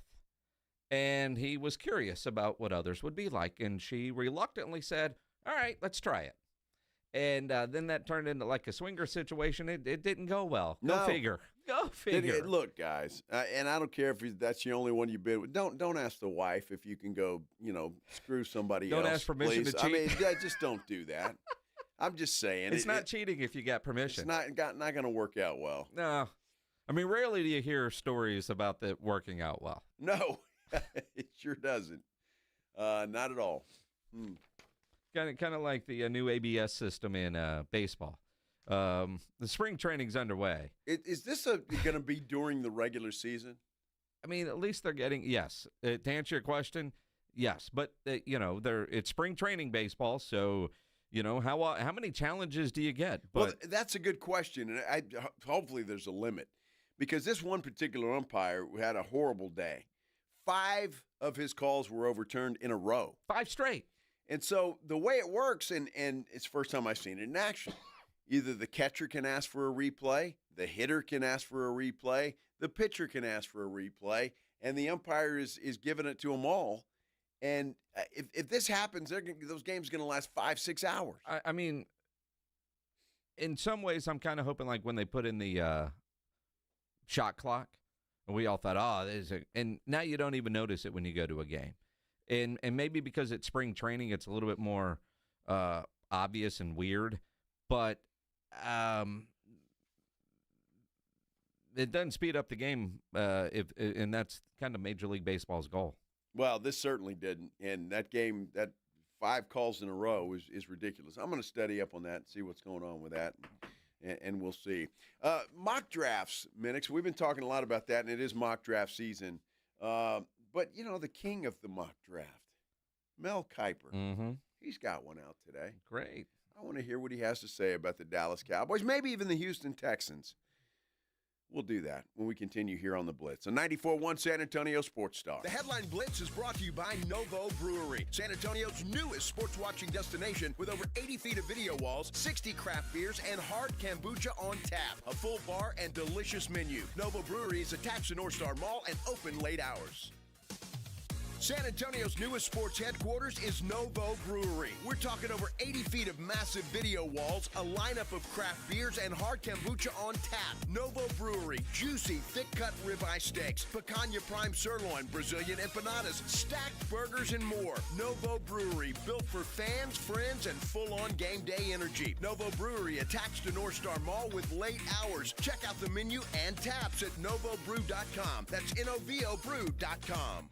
Have you or a loved one been arrested? Call the law office of Jesse Hernandez, the Texas Chancla, and get the aggressive legal help you deserve. From criminal defense to personal injury, attorney Jesse Hernandez and his powerhouse team are ready to fight for your rights. Calls are answered 24/7 because legal trouble doesn't keep office hours. Call 210-807-8656 or visit jessehernandezlaw.com. That's jessehernandezlaw.com. The law office of Jesse Hernandez, the Texas Chancla, has your back. Mellow Mushroom has the best pizza in San Antonio. Mellow delivers the best pizza experience with their delicious dough, premium ingredients, and unique flavors. Delivering a higher order of pizza is the standard. If Mellow can make a pizza this delicious, imagine what they can do with munchies, greens, calzones, and burgers. Mellow Mushroom has San Antonio's best happy hour with food specials and half-off adult beverages. Mellow Mushroom is at 1604 and Stone Oak Parkway.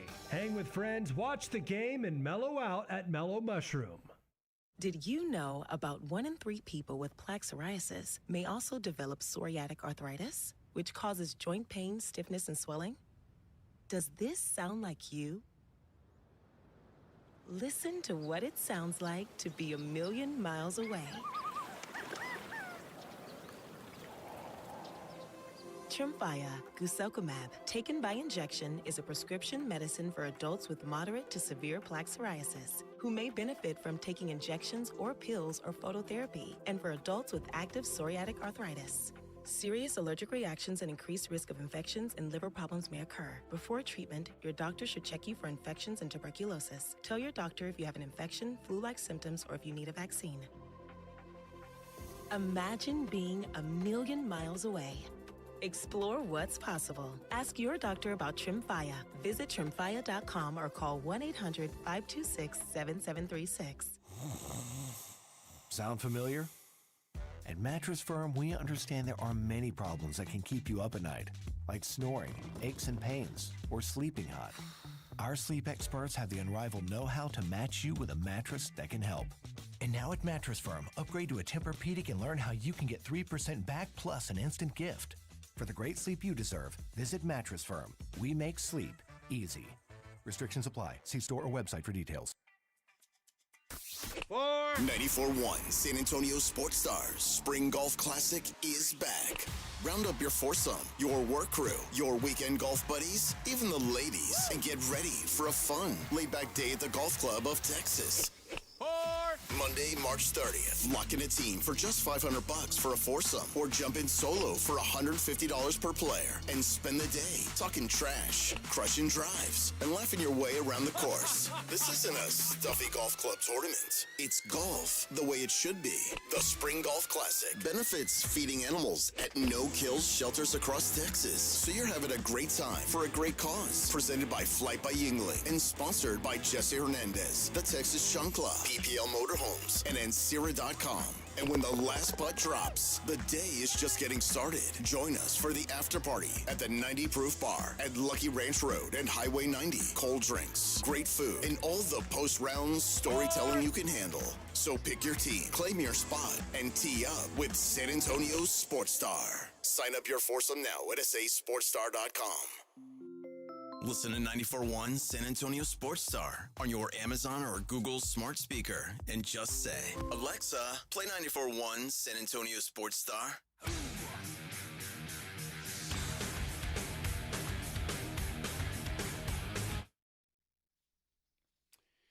Back here on the Blitz, and you just heard Big Voice Guy talking about our golf tournament coming up out at the Golf Club of Texas, March 30th. And reliable source, James Pledger, said that we've already got several teams signed up. March 30th. Over so we're half still full. Yeah, we're still over a month away. Mm-hmm. And we're half full already. So if you want to get in there, and of course you do, then you need to get signed up for this thing because it's going to be a lot of fun. Out at the Golf Club of Texas, it always is. Benefits feeding animals at no-kill shelters across Texas. Of course, it's presented by Flight by Yingling, sponsored in part by Jesse Hernandez, the Texas Chancla, and Encira.com and PPL Motorhomes.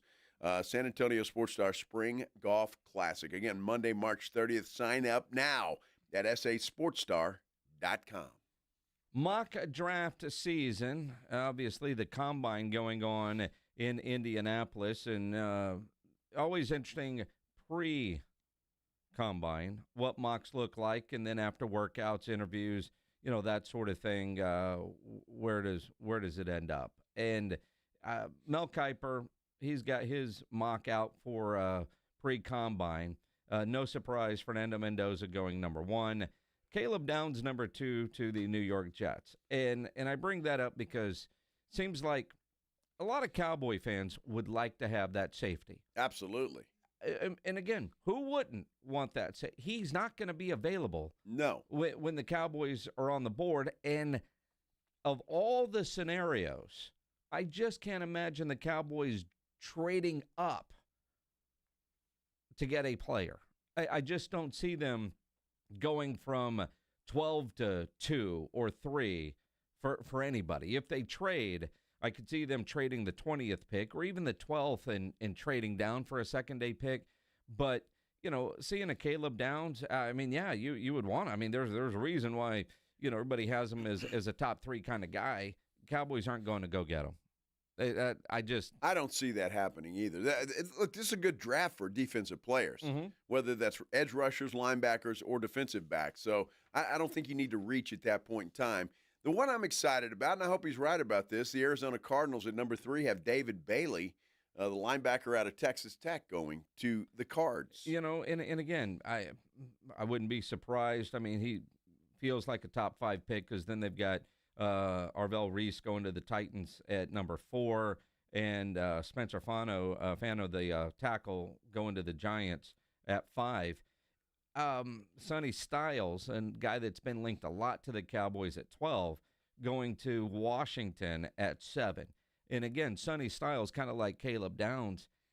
I know Sonny Styles has been in a lot of mocks going to the Cowboys at 12. I just don't know that he's going to be there either. And the Cowboys, again, aren't going to trade up. Let me just say something right there at number 7. Already, if this works out that way, 4 Ohio State players will be off the board at number 7. That's incredible. The Saints going with the receiver out of USC, Kansas City taking Jeremiah Love, the only real running back in this draft at 9. Bengals going with the defensive end from Miami, Reuben Bain. Dolphins taking the tackle out of Miami. And then the Cowboys with Mansour Delane, the corner from LSU, at number 12. Good player. Again, I'm one of those guys that was hoping Sonny Styles would still be available. Sure. Doesn't look like he's going to be available. That name kind of surprises me because I haven't seen Delane at all to the Cowboys. I've seen more of the McCoy, the guy out of Tennessee, going to the Dallas Cowboys. And if this mock draft plays out that way, the Cowboys will have their choice of those 2 guys. And again, I think some of the ones with McCoy going to the Cowboys is because Delane was already off the board. Could be. So, we'll see. But defense. Jumping all the way down to the 20th pick, Keem Mesidor from Miami, the edge rusher at number 20. And again, I could totally see that. 2 good picks on paper. Yep, for sure. If you're a Cowboy fan, you got to be pretty happy with if that works out that way. You with those 2 names. Now, whether they work out or not remains to be seen. But on paper, those are 2 good picks. Now, the Texans, with Joe Mixon soon to be on his way out, Mel Kiper's got them taking the other Notre Dame running back, Jadarian Price, which, again, you got to go back to Arkansas in 2008 with McFadden and Felix Jones the last time 2 day 1 selections from the same backfield went in the same draft. Well, I'm going to tell you, Love is fantastic. He's special. But this Price kid is pretty damn good. Yeah, exactly. So that wouldn't be a bad pickup for the think with for the those 2 Houston running Texans. backs, Notre Dame would have been a playoff team. They're Notre Dame, though. Jeez. Unplug it, maybe. Domers. Unbelievable. We'll see how it all plays out, but it's going to be interesting to see what the Cowboys end up doing and who's there and if they will wheel and deal. I still believe, and I think that 20th pick is expendable. And what I mean by that, somebody, if they can, they trade back into the second round, and I think I don't know. I think they need to do that because if you get 2 first-round picks, great. And if you get these 2 guys, great. You don't pick again until the 4th round. That's it. So you're a spectator for a long, long time. Well, and again, when you look at who the Cowboys could end up with, and I'm with you, I think they'll end up trying to get one of those day 2 picks. But even if they don't, if they hit on the 2 first-round picks, which is a coin toss, right? Sure, I mean, sure. But also, Jacob Rodriguez from Tech said that he had a formal meeting with the Cowboys at the Combine. And so, in fact, when, Clarence Hill tweeted out a long list of names of the working list of Cowboys formal meetings, I mean, it's all defense. I mean, linebackers and defensive ends, and maybe that's just the initial list, and it's just focused on those 2 positions. But that's where the Cowboys have to be looking and what they continue to focus on in fixing the defense. Now, you go back to, the draft is one thing and what they do with that 20th pick or the 12th, but I can't imagine they trade their own. They would trade the one that they got from Green Bay, which is 20. But what did they end up doing in free agency? And, Jerry's comments about, busting the budget, I have a hard time believing Jerry is actually going to do that. Granted, he sets the budget, but it's not like the Cowboys are consistent players in spending money in free agency. So his idea of breaking the budget might have been, look at the offer I made Brandon Aubrey. Look at what I'm willing to pay George Pickens on the tag. Those you could classify as busting the budget, but that doesn't help your defense. Will they be bigger players in free agency than what we're accustomed to seeing? I think they have to be if they're going to improve that defense.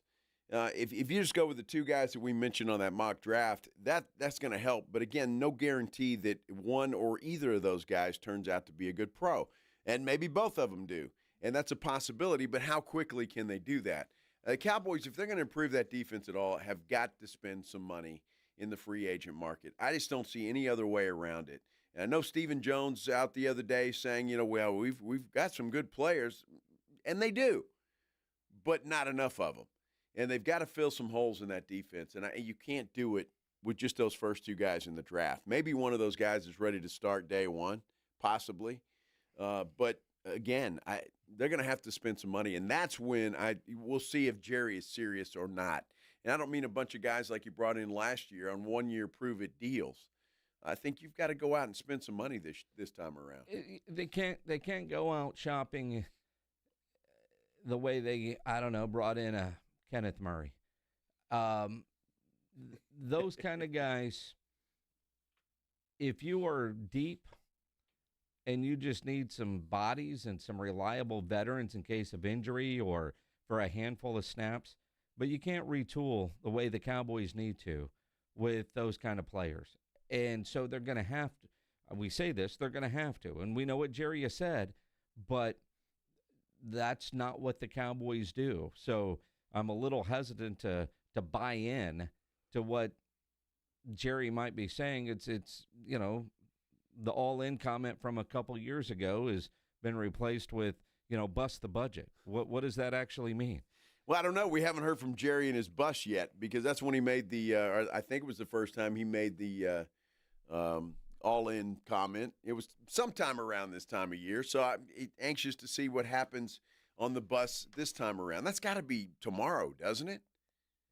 I would think so. Is it typically on a Wednesday or Thursday at the Combine? Typically, although it wasn't a couple of years ago, it just never happened. It never happened. Couldn't get it in the schedule, and then, he'll say... Your definition of what is all in and mine might not be the same thing. Yeah.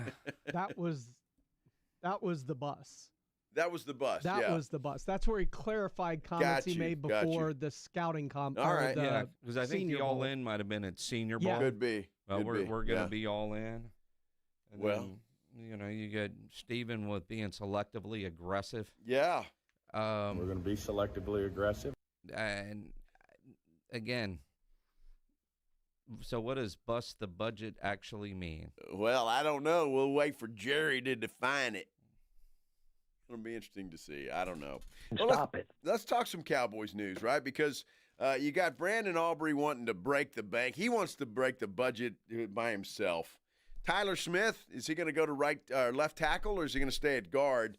And what about this guy, George Pickens? What's going to happen to him? All of those questions we are going to discuss when we continue here on the Blitz on 94.1 San Antonio Sports Star. Spurs, Raptors tonight, OKC and Detroit, they're playing tonight. Dallas Stars, Seattle Kraken. You know the best place to go watch any is at the Roo Pub there at 281 and Redland Road with those three massive 170-inch screens, TVs all around, and it's Wednesday. That means steak night there at the Roo Pub, a 12-ounce ribeye that is fantastic. Your potato, your salad for $19.95. Starts at 6 until they sell out. Go get yourself a great steak on it this Wednesday night because you know the food at the Roo Pub is fantastic. Now, tonight's all about the steak, but maybe you want the fried shrimp, which is fantastic. They got the biggest and best wings in town.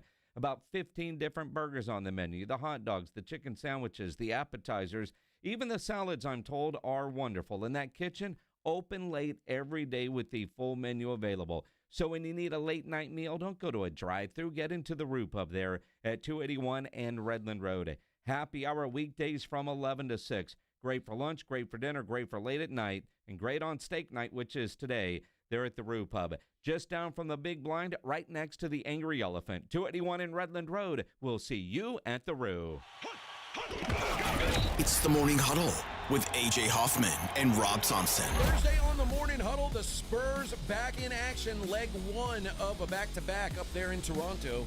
In college basketball, Aggies and Longhorns were busy. Are they bubble teams? Did they keep winning? We'll talk about that and the Underwear Olympics going on in Indianapolis. So much fun. We'll get there early. Party starts at 6. It's the Morning Huddle with A.J. Hoffman and Rob Thompson. Mornings 6 to 10 on 94.1 San Antonio Sports Star.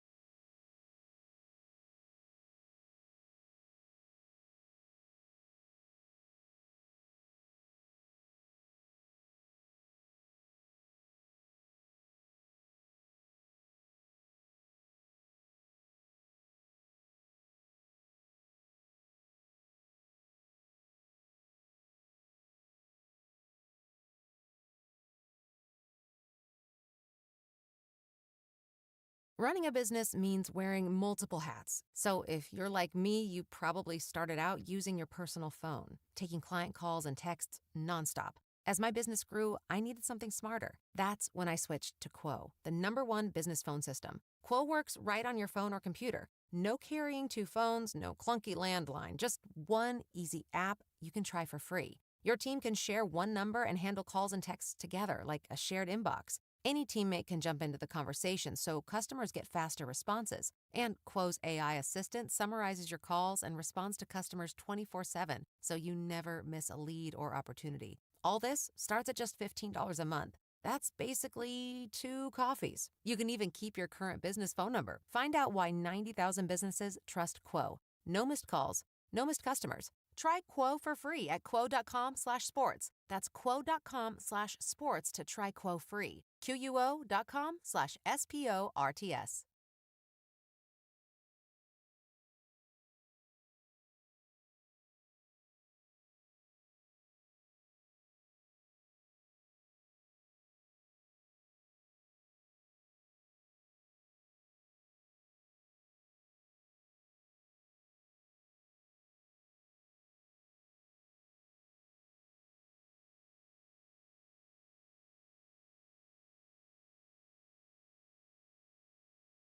The Gomez Law Firm has been San Antonio's trusted law firm for 50 years. We have Jose with the Gomez Law Firm here with us today. Jose, tell us about the cases you all specialize in. We do ride-sharing cases, we do 18-wheeler cases, work injuries. We will be happy to take a look at and see if we can help. If you or your family have been injured in an accident or hit by a company vehicle, you need to visit joegomezlaw.com. Call the Gomez Law Firm at 736-4040.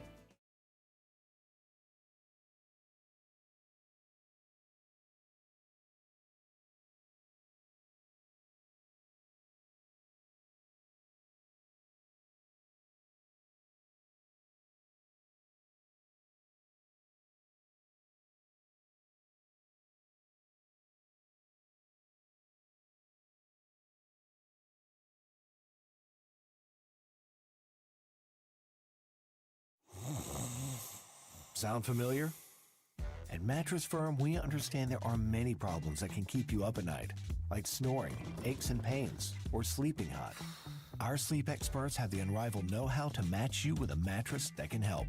And now at Mattress Firm, you can upgrade to a queen mattress and adjustable base for just $499.99. For the great sleep you deserve, visit Mattress Firm. We make sleep easy. Restrictions apply. See store or website for details.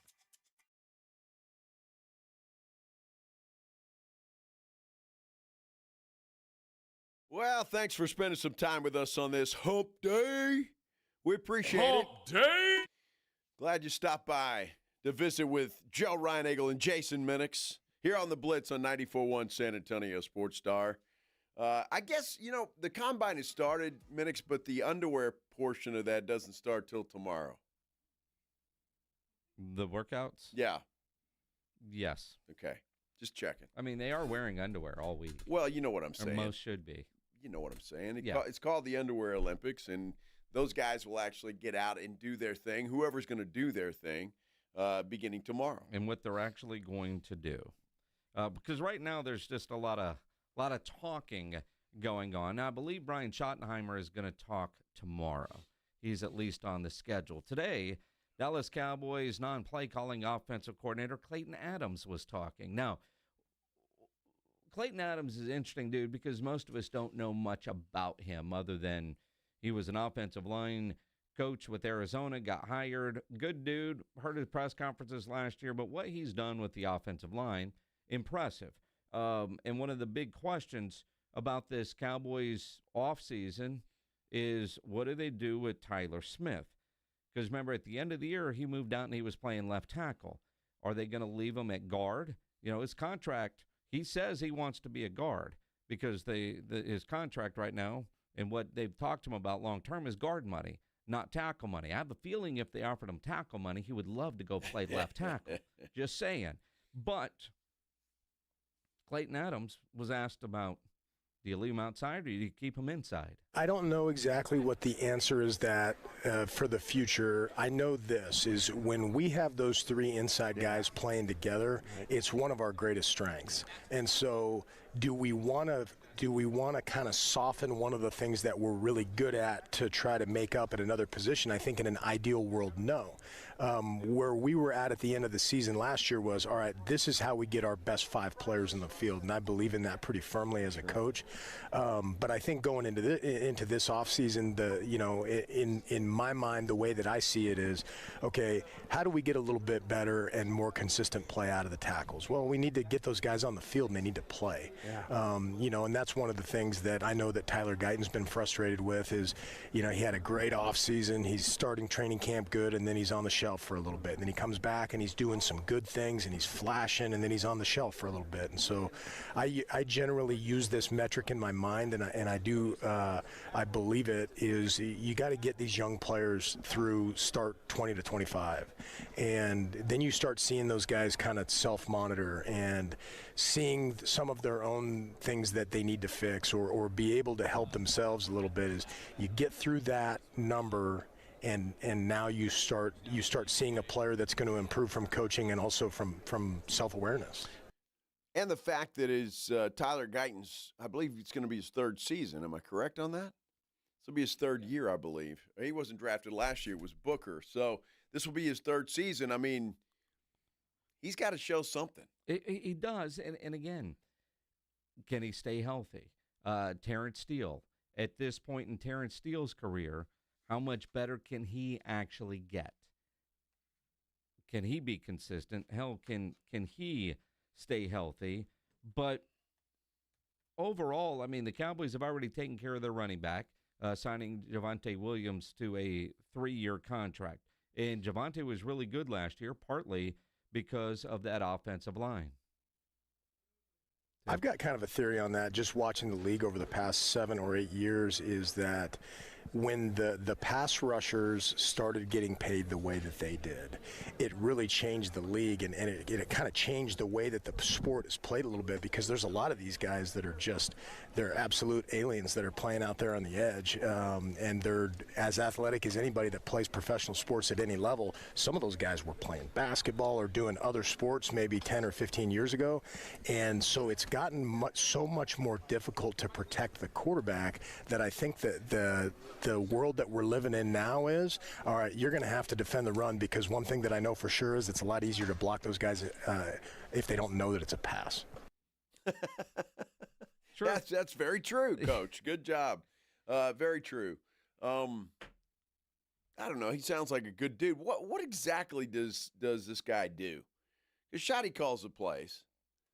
I mean, so honestly, I mean, I'm not trying to be funny here or disrespect Clayton Adams, but what exactly does he do? Does he help Shotty put together the game plan? I'm sure, and then working on the player, because he's an offensive line guru, studying techniques. It's, to me, it's almost like Cliff Kingsbury is going to be the assistant head coach of the Rams. Well, Sean McVay's calling plays. What is Cliff going to do? That input is certainly there, I suppose. So, and then making sure everybody's doing what they're supposed to do. I mean, not everybody calls plays, but he's not a position coach.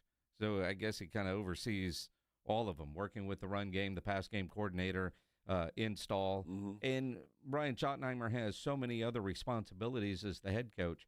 He probably does a lot more heavy lifting than we realize, but it is kind of always a knock on somebody. So you're a coordinator that doesn't call plays. So what is it you actually do here? That's a legit question, I think, and obviously they're in on the game planning and the play calling and designing of the plays. I'm sure in all of that stuff, but it is just kind of a weird thing to say you're the offensive coordinator, but actually the head coach calls all the plays. Sean Payton just gave that up to Davis Webb, and I think you'll see some other coaches do that from time to time. I don't know how you can do both, honestly, and do it well. Some guys can. Sean McVay with the Rams typically is good until he's not, and he was horrible in the playoffs against Seattle. Mm-hmm. His play calling against Seattle was awful. So I don't know. I just think as a head coach, you've got so many other responsibilities and things to do and things to worry about that it's tough, I would imagine, to have to do all of that and call plays. One of the things that I always find interesting is because all these guys love to call plays. That's the fun part of the job. Uh-huh. But Mac Brown told us not long ago when he was coming to San Antonio to talk at the quarterback club about when he decided to give up play calling. And at some point, somebody told him, at some point, you've got to give this up because you've got too much on your plate. Well, that's the fun thing. And I guess when it's not fun anymore, or you and your self-scout realize, you know what, I wasn't good here. And maybe that's why, like Sean McVay, who didn't seemingly have a good game in the playoffs, but you wonder if were there injuries there that kept him from calling some of the stuff that he normally would, but he hires a guy like Cliff Kingsbury to be the assistant head coach. Well, it's not like Cliff is going to call plays, but maybe that is, hey, what are you going to do here? What are you going to call here? Or, take this series. I don't know. It is interesting because all of these offensive guys either have called plays or want to call plays or think they can do better than the guy that's actually doing it. Because how much input do you really get during a game with the play clock rolling and from first down to second down to third down and always looking ahead after you get the first down? What are you going to call? That's it. Maybe that's what Cliff's going to do, kind of take some of those head coaching duties off of McVay during a game. I don't know. It's interesting how they put all this in. But look, if you're a Sean McVay and you have an opportunity to bring a Cliff Kingsbury into your organization and help that offense, I mean, you take it.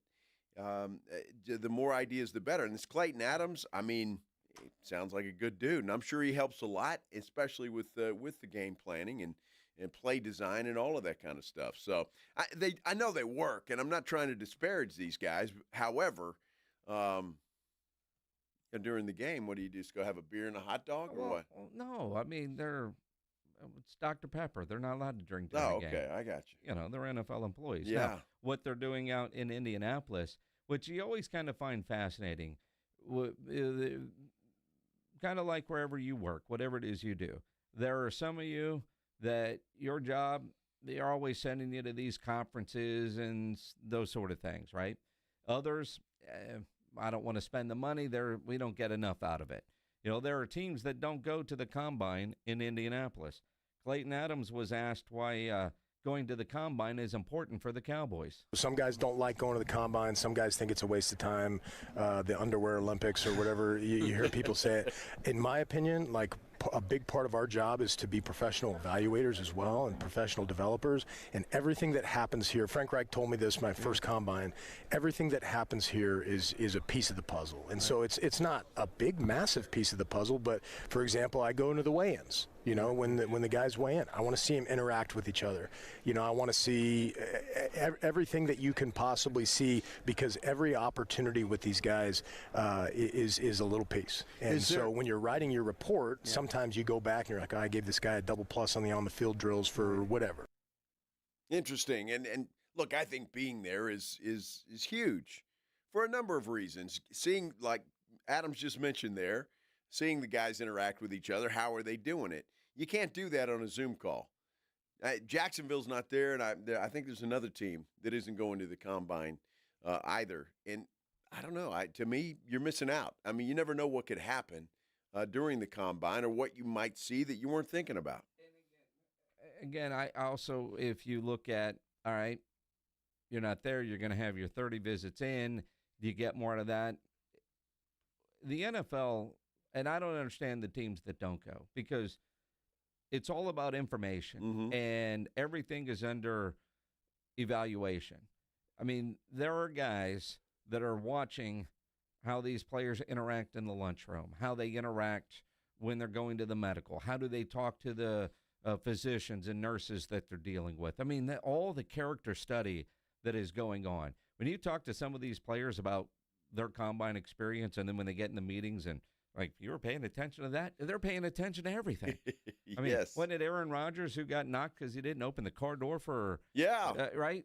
I mean, they're studying everything. So if you're not there, I think you're missing out on that opportunity. Maybe you don't value that as much, or you think too much information could be bad, because I guess you could get too much information, or you've got other ways to get said intel. But I do find it fascinating. I find it fascinating as well. And again, I'm with you. I just don't think you got to be there. You got to have somebody there, don't you? Mm-hmm. And I would imagine Jacksonville's got someone there. I know the head coach and the GM were not going. They made that pretty public last week before this whole thing started, which I found very, very strange, very odd. But they got to have somebody there. You got to have a scout. Somebody's there. Yeah, maybe. Gotta be. Oh. Gotta be. You know, that one guy that used to be on staff, he's getting a little extra money to send over a report or two. He gets to go eat dinner, nice, stipend or whatever you call that thing to get food. Per diem. That. And because it's a Cowboy coach talking, Clayton Adams, the offensive coordinator, and this year it's George Pickens that's up. Can't have an interview with Cowboy and not bring up and ask about GP. We'll let you go with this. We're always trying to understand George Pickens more. So am I. Tell us about him, what it's like to work with him. Tell us what you can about GP behind the scenes. He is an awesome personality. He's constantly smiling, laughing, marches to the beat of his own drum, certainly. I get accused of that sometimes as well. But for me, with players, coaches, anybody that we deal with in this business, first and foremost, I'm in this because I love football. I love football. I love sitting here talking football with you guys. Love sitting there talking football last night with a couple of guys that I saw at the Combine. And so if I can identify that someone that I'm dealing with loves football the same way that I love football, then you're all right with me. George Pickens loves football. Mm-hmm. He does. Loves football. No, I'm sure he does. Obviously, Clayton Adams sitting down with the boys at 105.3 The Fan this morning. And Pickens is going to continue to dominate headlines until there's some sort of resolution. Now, Adam Schefter on Unsportsmanlike on ESPN Radio this morning talked about while the Pickens contract situation, it's going to be sticky. I think it has the potential to be a little sticky. There's their history. George Pickens' agent, same agent as Micah Parsons. There is the wide receiver market. I think the wide receiver franchise tag will be about $28 million. You've got guys like Jackson Smith and Jigba, Puka Nacua, who have a real chance this offseason of getting over $40 million. You know, CD Lamb's already there. The Cowboys are stretched out already with Dak and CD and other expenses. George Pickens is going to want to be paid. There's a lot there. Yeah, there is a lot there, and what he's saying is absolutely right. And I think R.J. Ochoa mentioned this too, because you've got those two guys in Nacua and in Jigba who are going to get extensions. Everybody's expecting them to get extensions, which is going to drive that price up. Now, the question is, if you're George Pickens, are you after money that those guys are going to get, or will you settle for wide receiver 2 money? You know, to settle for $30 million-ish a year.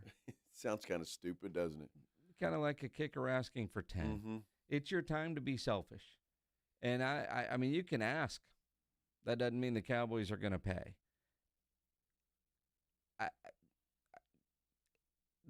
And I think that's why it's going to be sticky. He's a wide receiver 2 on the Dallas Cowboys, technically. He would be a wide receiver 1 if he wasn't on the Dallas Cowboys. If he hit the free agent market, and he can't because of the tag, he would be after wide receiver 1 money in free agency. Yep. Of course he would. And that's the Cowboys are going to tag him. And I have a feeling he's going to belong to the Cowboys in 2026, regardless. And if he can decide whether he wants to play or not. But I just go back to Stephen Jones yesterday. It sounded a hell of a lot like they have no intention of signing this young man to an extension. He's going to play on the tag. Well, they're going to give him the tag, but like Louis Riddick on SportsCenter today, should Pickens accept the tag? I mean, that wouldn't be what I would advise him to do. I mean, obviously, I would be advising him to go ahead and secure the kind of guaranteed money that comes along with being a true bona fide, or looked at as a true bona fide number 1 wide receiver, which his statistics this year, having in the career year that he did, shows that he is. That's the fact. But problem is you already have one receiver who's well north of 30 plus per year in CD Lamb, and George is going to want that as well. And no team has that kind of money allocated to the wide receiver position in the number 1 and number 2. So this is going to be a tough negotiation, because George is going to want to secure his long-term financial future. Dallas is going to sit there and go, well, we don't know if we can necessarily, we think it's in our best interest to go ahead and put that kind of money into that position. And George is going to say, hey, look, that isn't my problem. It isn't my problem to manage the salary cap for you. I want what the market says I should get. And the market says he should get north of $30 million per year, Matt. I mean, it's as simple as that. It's just whether or not they're able to arrive at that conclusion on a long-term deal, or he has to play out this year and then hit the market again in 2027. I think that's what he's going to have to do. The difference, everybody looks at Cincinnati with Jamar Chase and T. Higgins. T. Higgins is making $28 million a year. Yep. So, Jamar Chase obviously is the clear number 1 wide receiver there. And so for the Cowboys, that's why I hated this whole 1A, 1B crap. George Pickens is the number 2 wide receiver in Dallas. I mean, I don't know why that is so hard for everybody to realize. He's the number 2 guy. He needs to be paid like the number 2 guy. And $30 million, I would think, if the Cowboys offered him that, would be I'd be jumping for joy if I were him. It's still life-changing money. But if you're taking 30 when you want 40 over 4 years, that's $40 million. Well, sure. Right? I mean, $40 million.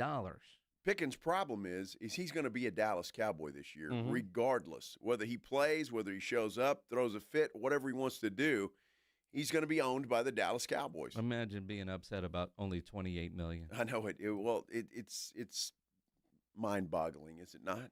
I mean, it really is mind-boggling. Yep. We got a lot going on here. The Spurs in action tonight. We got a big game with Oklahoma City and Detroit. All kinds of stuff that we still have to talk about. And we got 2 hours left to do that, Jason. That's the good news. Let's do it. We'll return here on the Blitz on 94.1 San Antonio Sports Star. You know, Synergenics and Low T Center, they have been highlighted as having the highest quality testosterone on the market. They only use pharmaceutical-grade testosterone, never compounded. You know exactly what is going in your body. So if you're looking for TRT, there's only one place you need to look, and that is with Synergenics and Low T Center. Don't pay hundreds or settle for low-dose TRT.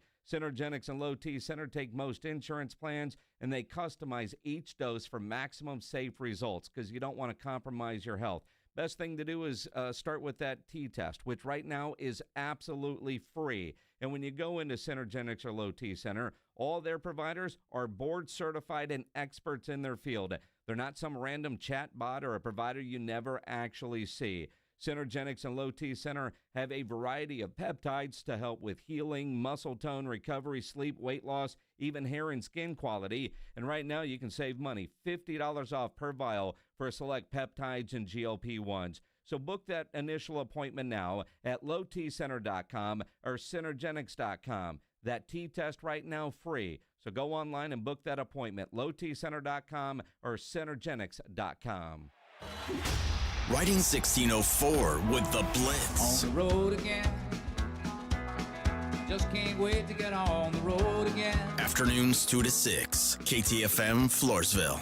And everywhere at sasportstar.com. For decades, Rudy's Barbecue has been serving San Antonio incredible barbecue. They've also been a legacy community champion, and now is no different. Every time you visit Rudy's Barbecue, you're invited to make a $10 donation to the Puppy Food Bank, and Rudy's will give you $15 in free barbecue on your next visit. So head on over to Rudy's Barbecue for a great meal and help the Puppy Food Bank support pet rescue shelters at the same time. This Rudy's Barbecue offer is a doggone good deal. O'Reilly. Replace your wiper blades and save $10 on a pair of Rain-X Latitude wiper blades at O'Reilly Auto Parts. Beam blade technology improves windshield contact for maximum visibility. Our professional parts people will even install your new wiper blades for free. Stop by your O'Reilly Auto Parts store or shop online at O'ReillyAuto.com. O'Reilly Auto Parts. Well, Joel, it's my favourite time of the year. It's rodeo time, and I've got the best quarter moon marketing idea ever. It's all about branding, so I've got this. It's called a branding iron. Folks, you don't need a branding iron to remember Quarter Moon Plumbing, Heat, and AC. Quarter Moon has the expertise, local talent, and fast, reliable service. So how does the branding iron work? Well, are those new pants? Yes, why? Turn around. Turn around my... Quarter Moon Plumbing, Heat, and AC. 210-651-5899. License number M16004. TACLA 141074E.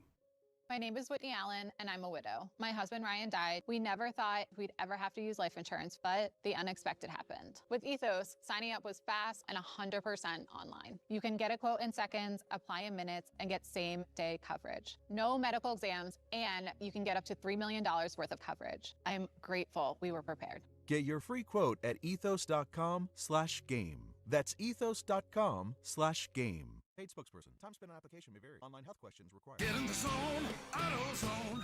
Welcome to A to Z Savings, our biggest sale of the year. Happy to be here. Can I get some rotors? Would you like brake pads with that? How much are the brake pads? Free with Duralast rotors. Free. Really? Really? Free. I also need some oil. Would you like an oil filter with that? Yeah. How much is that? Free with the oil. Free. Really? Really. Free. It's part of A to Z Savings with hundreds of deals. From A to free. Get in the zone, AutoZone. Ends March 9th. Restrictions apply. Hi, I'm Michael from the War and Treaty. You know the jingle. Now discover the facts about Ozempic, a GLP-1. Only Novo Nordisk makes FDA-approved Ozempic. Learn about the real thing. Talk to your healthcare professional today. Call 1-833-OZEMPIC or visit Ozempic.com to view the medication guide and to learn more about Ozempic. Semaglutide injection 0.5 milligram, 1 milligram, and 2 milligrams.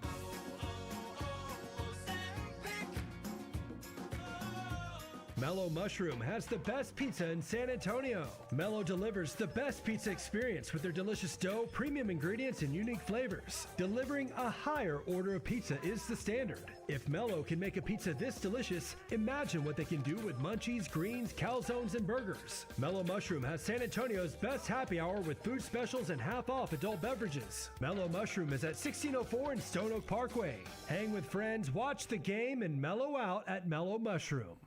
Hormones can affect everything. Bad skin, bad hair, low energy, poor sleep, brain fogginess, libido, and weight gain. I'm Dr. Torres at the Institute for Functional Health, and we take a functional approach to your hormone problems. Eating right and exercise will not be beneficial without optimal hormone function. This goes for men and women. We do state-of-the-art testing to get to the root of your hormone issues and help you get well and stay well. I'm Dr. Torres at the Institute for Functional Health. We can help. 210-468-1891. San Antonio's Sports Center. Spurs continue their rodeo road trip. They're looking for win number 10 in a row in Toronto tonight to take on the Raptors. Tip-off is set for 6:30. Will be televised on FanDuel Sports Southwest. The NFL has added more London games. The Jacksonville Jaguars will get a second game in London, while the Washington Commanders will also be playing over in London for a game as the designated home team. Joe Reinagle. That's the third time in 7 seasons the San Antonio Spurs are the NBA champions. Jason Minix. They go back to big day as Super Bowl champions. Dallas 52, Buffalo 17. It's the Blitz on 94.1 San Antonio's Sports Star. On a hump day! Hump day! Hump day! Hump day! Yeah. Guess what day it is? Tell them, Caleb, it's hump day! Hump day! Happy hump day, everybody. Hope you're having a great one, whatever you're doing, however you are doing it. Thanks for spending some time with us here on the Blitz on 94.1 San Antonio Sports Star.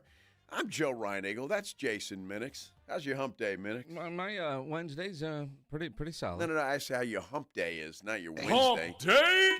Solid. Solid? Solid. Solid. You know, it's kind of an interesting day. Yeah? Because there's things that happen. Quick Waymo story. You know, the other day when I was in Phoenix, there was a Waymo standoff. Uh-huh. Because there were 2 Waymos waiting for the other one to turn, and there's nobody sitting there to wave the other one, like the courteous, like you go, no, you go. And so these 2 Waymos were backing up traffic. On my way to work today, I stopped and got gas over here on Eisenhower at that little gas station right over there. Yeah. And there was a wreck. I saw that. So, you know, there's this car, and I don't know what happened to the other car, but, you know, this car that just totally T-boned somebody, and a fire truck is there. And I see a lot of Waymos driving up and down Eisenhower. It's one of the few areas in San Antonio where I actually see Waymos, right?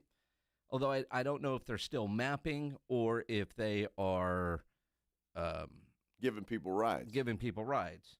But, you know, there's a fire truck in the road because there was this car that can't move and it hadn't been towed away yet. And there was this Waymo that was just stopped behind the fire truck. Didn't know what to do. Like, yeah, get in the other lane and keep going, right? And the entire time I'm getting gas, I see this Waymo, you know, cautiously back, but it was stopped because there's a light there. What is that street, Harlow? And that light is awful. Like, that light is forever, right? If you're there on red, you're going to be there a while. Have a sandwich ready to go. Exactly. But the Waymo was stopped in that intersection because of where the fire truck was. And there were cars that were wanting to turn left that couldn't because the Waymo was blocking the way, and it's just there. It was weird. Well, and that is, and I've noticed that every coming to work. That's how we come in Eisenhower Road. Yep. There are a lot of Waymos. Now, I don't see them anywhere else around town. Nope. Do you? No, I don't know what areas, like in Phoenix, they're not allowed on the highways, and so there are a lot of them in Tempe, which technically is where I was. And like where my kid lives in the Ahwatukee area of Phoenix. Ahwatukee? You can take a Waymo from, say, the airport to her apartment, but it takes all kinds of side streets and takes forever, according to her, my daughter. Because they can't get on the freeway, Because right? they can't get on the freeway. But she can order a Waymo from her apartment. Right? Because they're not over there. So they'll take you to places. So I don't know yet how they're going to work in San Antonio as far as where they're going to be allowed to go and whatnot. But I thought that was kind of funny today as I'm sitting there going, all right, all this Waymo needs to do is get in the left lane and go around the fire truck. But it's like saw the fire truck and freaked out. I want to know, the hell with Waymo. What do you mean the hell with Waymo? I want to know when this Alto or whatever it is coming here. Alto? Is that what it's called? Uh-huh. Now, that's badass because we were in Dallas and took that thing. Now, it's like Uber, but they're nice cars. It's expensive. Well, it's not that exact. I didn't think it was that much more expensive, was it? It's double the cost of an Uber. But but with Alto, and I like that when you fly into Dallas because of where they moved to Uber lot at Love Field, which is 3 miles away. But if you're in a hurry, Alto will have a car waiting for you right there. Yeah, right there. It's almost like having private car service. Almost kind of like an Uber. What's the Uber fancy one? Black or something? Yeah. Elite. Okay. Snobbish. All right. Just check. But I thought that was nice. It was the first time I'd ever done that. Was in Dallas. Where were we going? Were we going to Cowboys game or Rangers game? I'm not sure what it was. One of the two.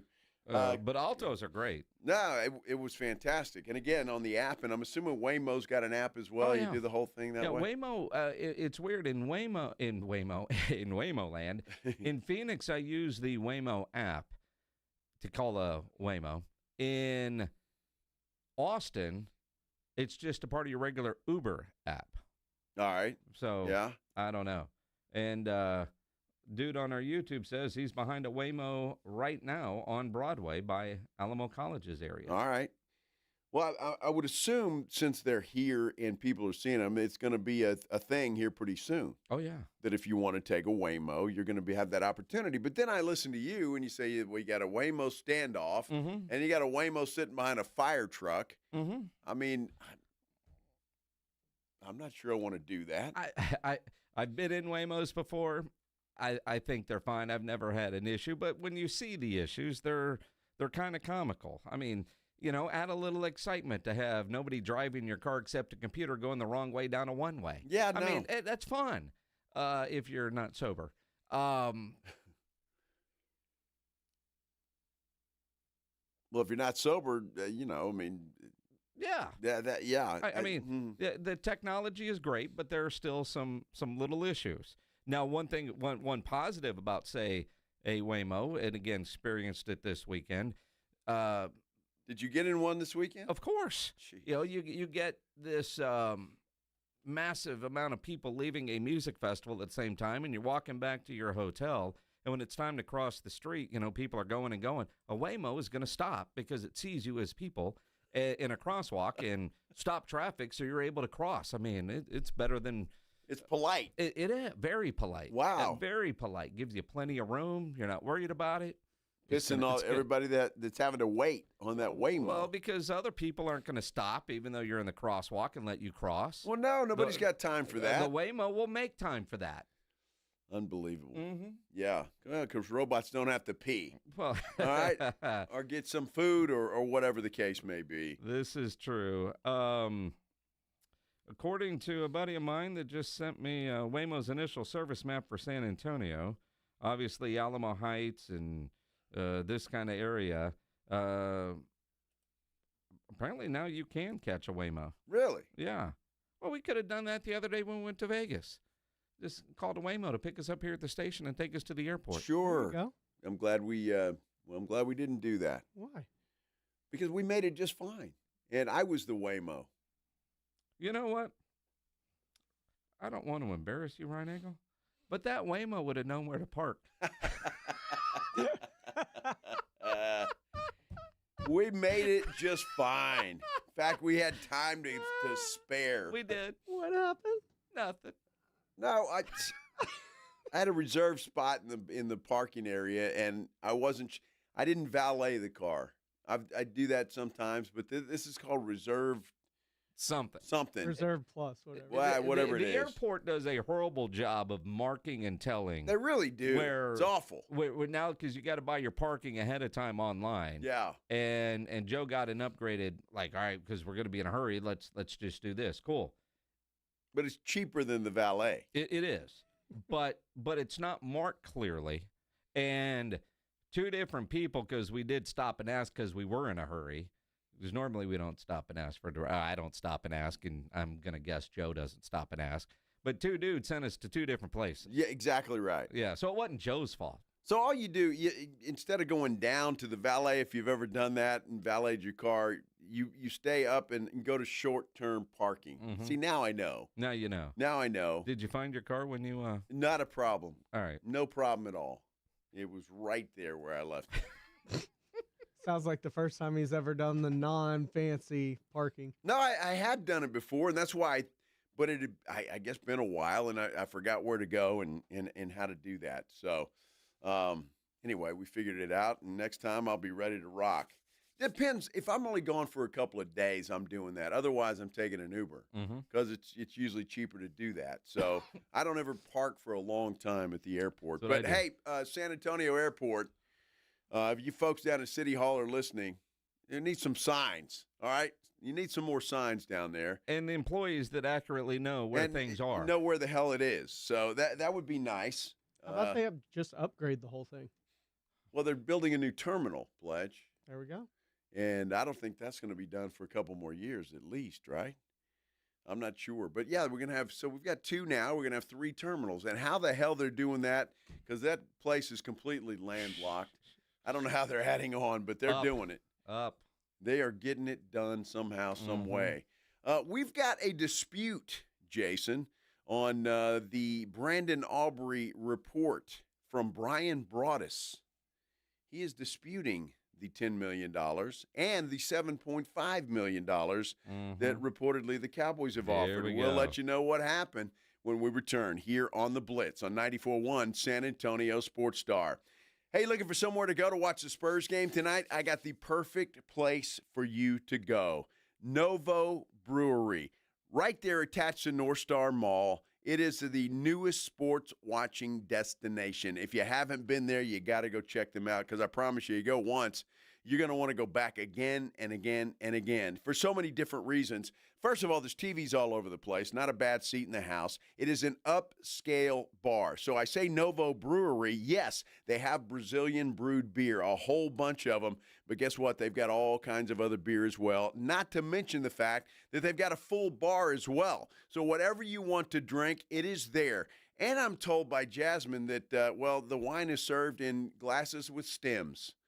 And that is important, apparently, for the ladies that drink wine. So there you go. So you need to take your significant other, and if you want to take the kids down there, you can do that as well. They've got a kids' play area. The wife can go shopping if she wants to. She can stay there with you. The kids can play. It's a perfect place to go. And let me tell you about the food. The food is absolutely fantastic. I don't know what they do, if it's a Brazilian seasoning or whatever it is. For example, the French fries might be the best French fries I've ever had. And I mean that in all sincerity. The seasoning they put on those things is just incredibly outstanding. But they've got everything from a good ribeye steak all the way down to chicken wings and nachos. And I mean, it's just a fantastic place to go. They have got it all. Check them out. Again, it is Novo Brewery. It's attached to North Star Mall. Got their own entrance. You don't have to go into the mall to get to Novo Brewery. They are open late hours as well. So head on down there. It is a great place to go. Go check it out. Their very first location in Texas. NovoBrew.com. That's NOVO Brew. Need parts fast? Need them now? O'Reilly is fast. Just one part that makes O'Reilly Auto Parts stand apart. Right now at your local O'Reilly Auto Parts, you can get one free set of brake pads when you buy 2 qualifying brake rotors. Ask the professional parts people about additional brake pad and rotor upgrade options available at O'Reilly Auto Parts. Restrictions apply. See store for details. O'Reilly Auto Parts. Never have I ever called my sister from the finish line of my first marathon. Hello? You won't believe where I am. Are you running? Mile 26. I'm gonna make it. Switch to T-Mobile's 55 Plus plan and get iPhone 16e with its advanced camera system on us. Plus, 2 lines for just $30 a line. Guys, I can't believe it. I knew you could do it, babe. That was amazing. Mom, how do you feel? I feel great. I can't feel my feet. Let's take a picture, and then you may carry me to the car. Share every stride, every mile, every memory on America's best network. Switch to T-Mobile's 55 Plus plan and get iPhone 16e on us and 2 lines for just $30 a line. With 24 monthly bill credits and 2 eligible port-ins on Essentials 55 Plus for well-qualified customers with autopay plus taxes, fees, and $35 device connection charge. Credits end and balance due if you pay off early or cancel. Contact us. Finance agreement 128 gigabytes, $599.99 required. Best mobile network in the U.S. based on analysis by Ookla of Speed Test Intelligence data 1H 2025. Visit T-Mobile.com. Wendy's has a new Girl Scout Thin Mints Frosty Fusion with Girl Scout Thin Mints cookie pieces, rich creamy frosty, and a mint chocolate cookie sauce. Which means Girl Scout Thin Mints and Wendy's Frosty, yeah, they're basically best friends now. It's like 2 delicious desserts just high-fived. Snapped a few too many friendship selfies, and then rode a tandem bike down a never-ending road of mint chocolate frosty perfection. So, swing by Wendy's and try the new Thin Mints Frosty Fusion. Limited time only at participating U.S. Wendy's. The most beautiful time of year is upon us. Tax season. And Tax Slayer is here to help you file. We guarantee 100% accuracy and your maximum refund. Those are some good numbers. And you can trust me, because I'm a talking calculator.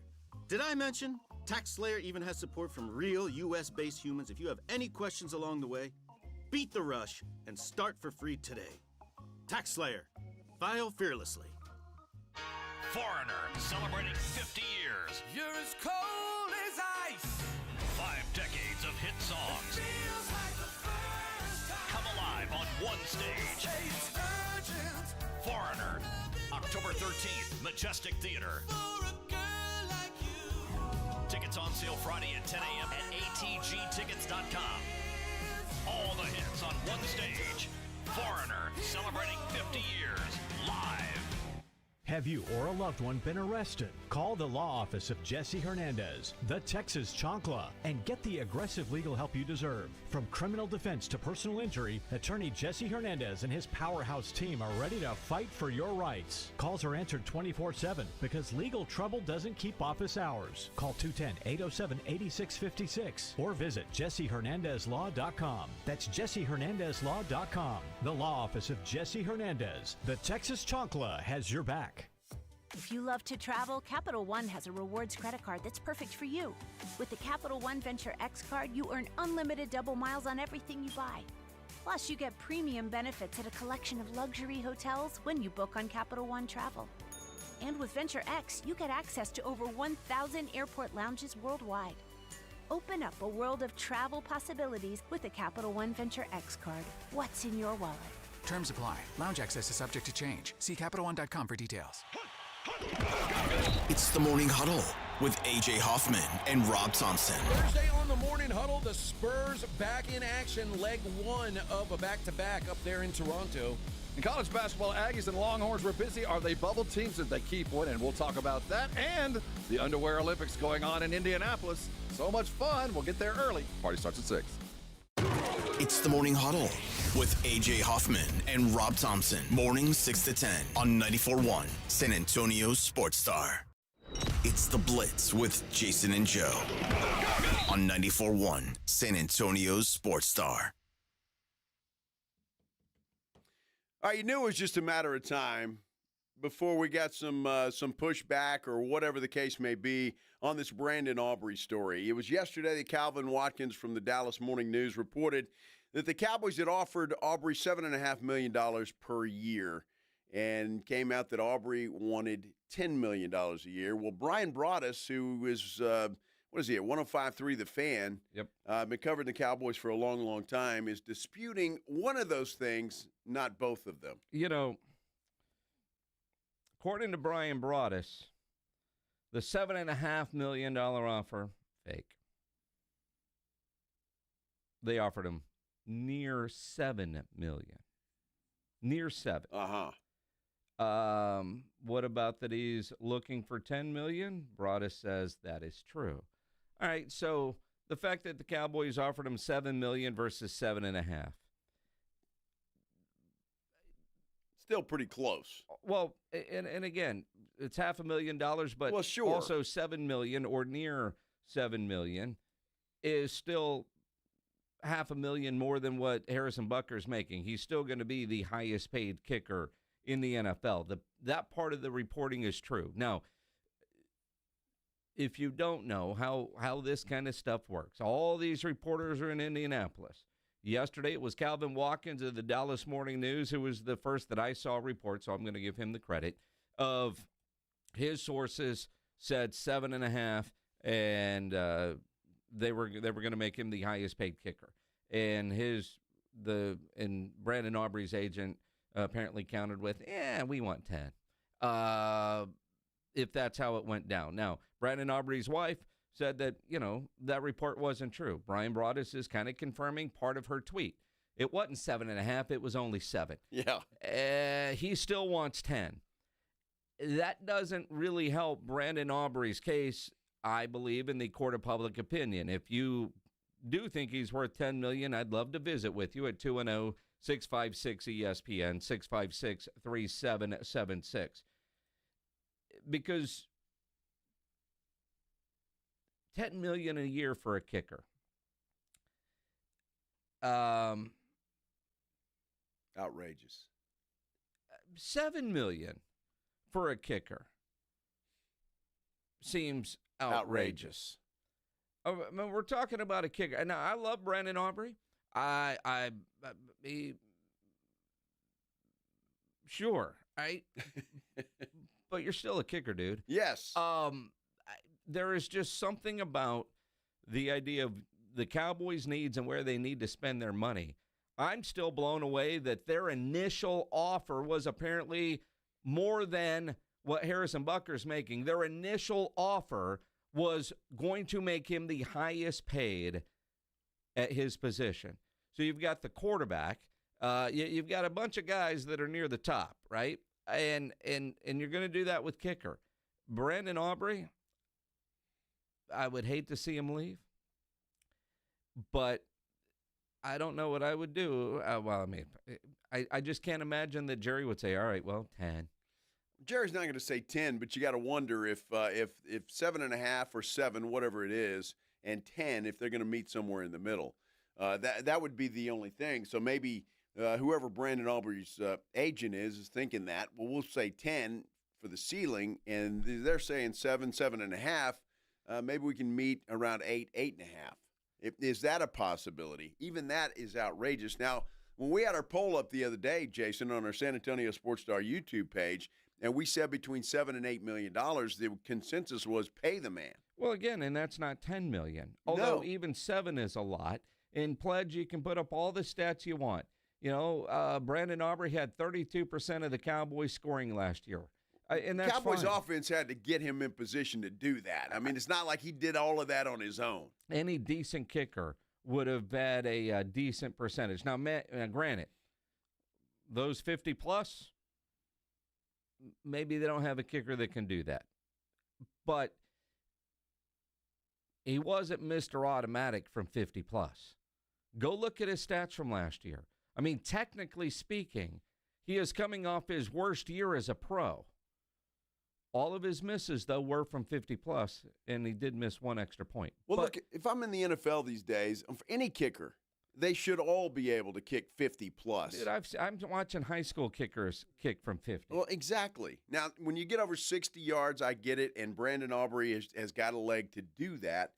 But I would anticipate and expect every kicker in the NFL to be able to kick a 50, 55-yard field goal these days. I mean, I would. So, in that respect, Brandon Aubrey is a great kicker, accurate kicker, but I don't know how much more special is he than everybody else. I mean, he is special, but is he $10 million a year on your precious salary cap special? No. That's my answer. He's not. I can go find a kicker who can be pretty damn accurate and make kicks and pay him $3 or $4 million a year.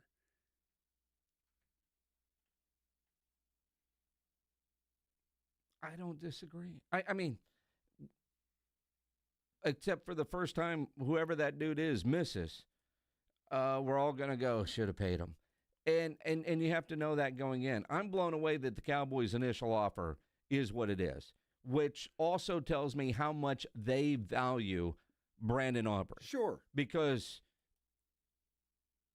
I could have easily seen the Cowboys' approach to the kicker position being, hey, we're going to put this second-round tender tag on you, hope the hell somebody pays you and gives us a second-round pick. Or, dude, love you, but I can't in good conscience pay a kicker that kind of money. I'm just going to go find another one. And just like we found you, just like we found Dan Bailey, just like we – all right, they have had a history of finding – pretty damn good kickers. Yeah. Where's David Beeler these days? Does he have anything left in the tank? Do you pay that kind of money for a kicker? I don't think so. If it was me, I wouldn't do it. Now, whether the Jones family decides to do that, I just have a feeling this is all a ploy to meet somewhere in the middle. And if they end up paying Aubrey $8 million, $8.5 million a year, then, that's up to the Cowboys. I wouldn't pay him that much, but again. What do you think Jerry is going to get kind of crap that at the owners' meetings? You imagine old Stan Kroenke looking at Jerry going, what the hell were you doing giving a kicker $10 million or $8 million or $7.5 million? Unless Brandon Aubrey can also play safety, because he did make a hell of a tackle last year. He did. Is that one? And I never want to see him do that again. But I just can't imagine. And R.J. Ochoa is right. There's very few times that Cowboy fans are like, yeah, Jerry, you can't do that. You're right, Jerry. And how quickly things have turned on Brandon Aubrey just because it looked. Dude, you got offered 7 or 7.5, whatever it is. You got offered to be the highest paid at your position. Now, if somebody can do the math for me real quick, if Harrison Butker's making $6.4 million, and generally speaking in these contracts, between 2.5% and 3% is what the next guy gets when they become the highest paid.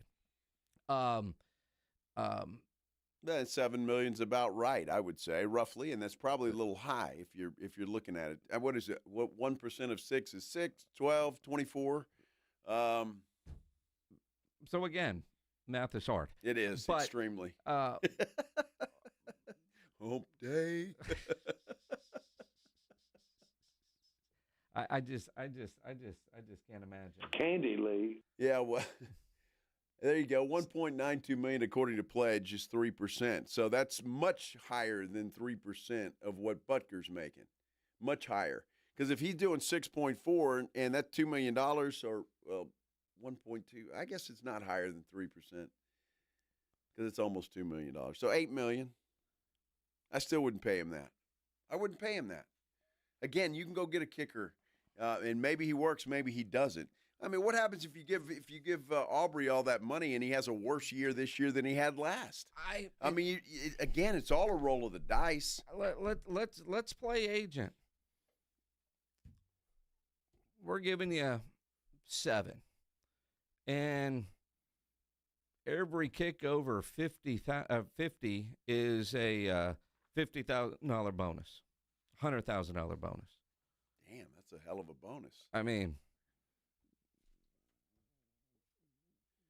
Now he'd have to make more than that. What was he? 11 of 17 from over 50 or total? Yeah, what was it? like Whatever that, it was. yeah. So you can't give him $100,000 for every kick over 50 yards. Why? $100,000? Well, I mean, why not? I mean, you could. You're a rich guy, but the rest of us can't do that. Jerry's money is easy to spend for me.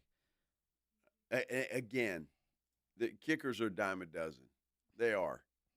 They really are. And I know I sound like Indy Kalu now. Mm-hmm. Look, Brandon Aubrey is a special kicker. He's great. He's been fantastic. But you can go find a kicker for about half of what you're going to have to pay Brandon Aubrey. He was 11 of 17 from 50 last year.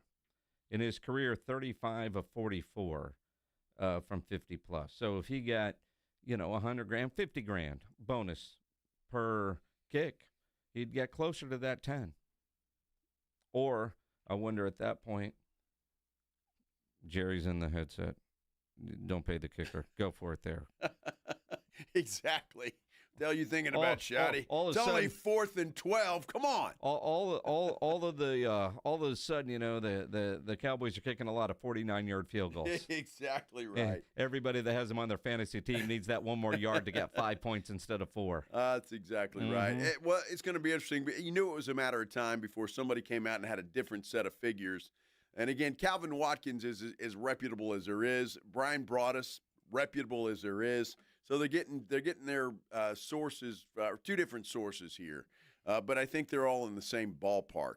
And again, the $10 million ask by Brandon Aubrey is not in dispute by either one of those guys. So we'll see how this plays out. I am curious with Jason though. If you're on our San Antonio Sports Star YouTube page, what do you think? Would you pay Brandon Aubrey $10 million a year to kick for the Dallas Cowboys, or is $7 million enough?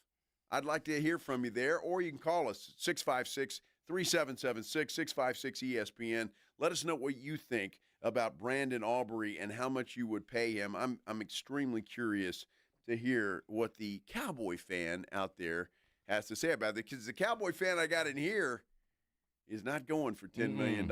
So I'd like to know what you other Cowboy fans think. Let us know. We'll be back. We'll talk a little Spurs basketball, but we'd like to hear from you on this Cowboy subject as well. When we continue here on the Blitz on 94.1, San Antonio Sports Star. If you are having any issues in your house with your plumbing, your AC, there is one company to call, and that is Quartermoon Plumbing, Heating, and AC. Big job, small job, residential or commercial. At Quartermoon, they are experts at worst-case scenarios. Their service trucks are fully stocked, and they have all the equipment needed for any job. From a faucet leak to a leak in your slab, it's going to be in the 90s today. You go home and turn on the AC and you got an issue, call Quartermoon. They do not have commissioned sales reps that provide estimates and second opinions, and that great experienced staff they have has earned an A-plus ranking with the Better Business Bureau. Call Quartermoon at 210-651-5899, 651-5899, or online at quartermoonplumbing.com. You know the Roo Pub has proven to be the best place to watch games with those 3 massive 170-inch screens and TVs all around. All the games, all the fights, and when you show up at the Roo Pub, show up hungry. The food is fantastic. Open daily at 11. Great for lunch, great for dinner, great for late at night, and the best place to watch a game. Just down from the big blind, right next to the Angry Elephant. The Roo Pub, 281 in Redland Road. We'll see you at the Roo. O'Reilly. Right now at O'Reilly Auto Parts, get 5 quarts of Valvoline full synthetic motor oil and a MicroGuard Select oil filter for $36.99. Limits apply. See store for details. Trust our professional parts people to recommend the products for your next oil change. Visit your O'Reilly Auto Parts store or shop online at O'ReillyAuto.com. O'Reilly Auto Parts. DQ presents The Spicy Menu. For a limited time, try the new Flamethrower Chicken Strip Basket for $6.99 with spicy, bold strips that heat you up. Served with a side of famous DQ Soft Serve as a dip to cool you down. That's right, dip those spicy chicken strips right into Soft Serve. Plus fries and toast, all for just $6.99. And add a new pineapple lemonade sparkler or cooler made with tahini.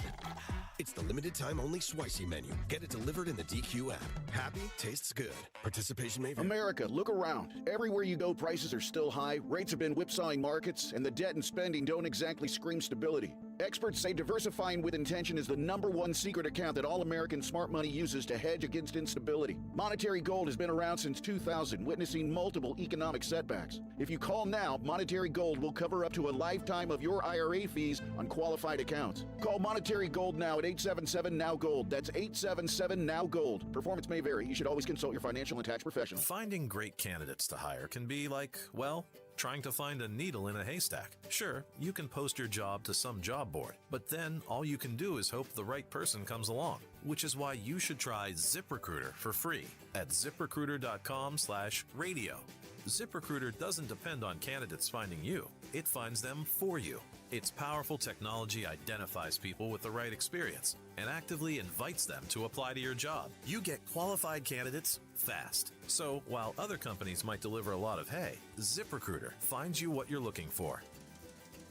The needle in the haystack. See why 4 out of 5 employers who post a job on ZipRecruiter get a quality candidate within the first day. ZipRecruiter, the smartest way to hire. And right now, you can try ZipRecruiter for free. That's right, free at ZipRecruiter.com/radio. That's ZipRecruiter.com/radio. ZipRecruiter.com/radio. ZipRecruiter. Running a business means wearing multiple hats. So if you're like me, you probably started out using your personal phone, taking client calls and texts nonstop. As my business grew, I needed something smarter. That's when I switched to Quo, the #1 business phone system. Quo works right on your phone or computer. No carrying 2 phones, no clunky landline, just one easy app you can try for free. Your team can share one number and handle calls and texts together like a shared inbox. Any teammate can jump into the conversation, so customers get faster responses. And Quo's AI assistant summarizes your calls and responds to customers 24/7, so you never miss a lead or opportunity.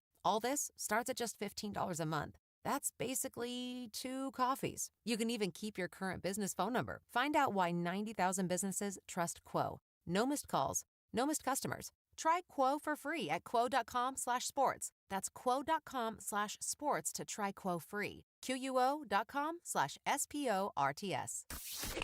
94.1 San Antonio Sports Stars Spring Golf Classic is back. Monday, March 30th at the Golf Club of Texas. Get your slot now. $150 per person or $500 per foursome. The Spring Golf Classic, benefiting fitting animals at no-kill shelters across Texas, is presented by Flight by Yingling, sponsored in part by Jesse Hernandez, the Texas Chancla, PPL Motorhomes, and Ancira.com. The Spring Golf Classic, Monday, March 30th. Sign up now at sasportstar.com.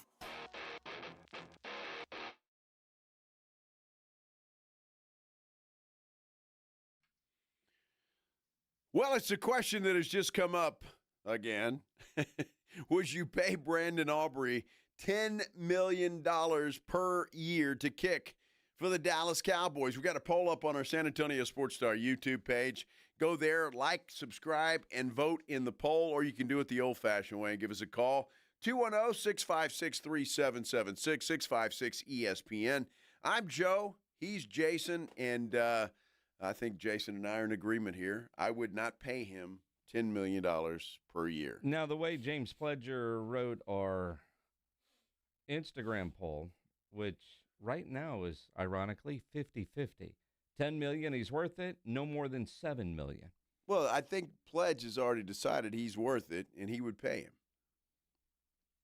Just by the way, he was putting the stats up on the board a minute ago. Like he's the agent for. Yeah, exactly. You defend as if you're the agent and mouthpiece for Jerry Jones at times. I was literally, whatever he said, would you? I took what he said and just put it on a poll. Well, I don't know. Would you pay him $10 million a year, Pledge? Cowboys offense is very reliant on him. Although, I could also argue that the offense stalls out as soon as they get in his range and have ever since they've been under Mike McCarthy. They get conservative. Well, Mike McCarthy's not there anymore. You know. Did it last year, too. They did. 210-656-ESPN, 656-3776. Tim, you're on the Blitz. Would you pay Brandon Aubrey? Tim? Hey. Yeah, you're up. There you are. Yes. Now, what I'm saying is Jerry needs to grow him some huevos or something and tell him, look, this is what we're offering you. If you don't like it, pack your bags and get on down the highway. Just like Joe was saying a while ago. There's many kickers out there.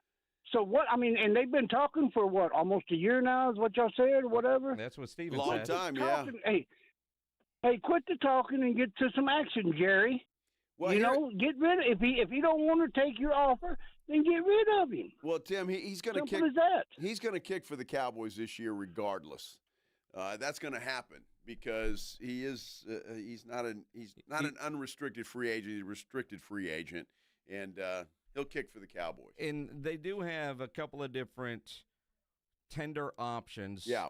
The second round tender is the likely one, and that gets them a second round pick in return. And nobody going to do that. And nobody's going to give the Cowboys a second round pick for Brandon Aubrey, plus pay him $10 million a year. Ain't happening. Hey, Sherry, you're on the Blitz. Would you pay Brandon Aubrey $10 million? Heck to the no. I would not pay him $10 million. I don't care how much money Jerry has. That's ridiculous. I love him. I really do. I'm not honestly a Cowboys fan, but I watch the Cowboys because I live here. But, baby, no. Give him 7. Keep it rolling. Sherry, you need to call in more often. That's outstanding. Please do. Thanks for listening. Period. Appreciate that. Thank you. Mm-hmm. I love Sherry. He's worth 7. He ain't worth 10. Well, hey, Kenneth, you're on the Blitz. What's up, man? I would say that because look at it on the other end, he is, in my opinion, the greatest kicker since Raphael Septien. Wow. Why can't we give him that? Oh, Why can't we give him that? moment. I mean, did we forget about Dan Bailey? Yeah, we can't forget about it for a moment, but just look at the perspective of it. He has been the MVP for Dallas for at least the last 3 seasons. You see Dak Prescott hasn't up. CeeDee Lamb hasn't stepped up. Jordan Pickens can't give an argument that he's worth what he's getting paid. Why not Brandon Aubrey? I just said that we give him what he wants and let the Cowboys go and move on up. Like the money's there, just give it to him. Wow. I think he's worth it. All right, Kenneth. Appreciate the call, man. Glad to hear from the other perspective there. Cowboy fans out there, listen, get real close to the speaker. The defense sucks. Okay, you need money to fix the defense. You can find another kicker if you have to. A hell of a lot cheaper than $10 million. Just saying, the defense should be the priority. That's where Jerry's money should go.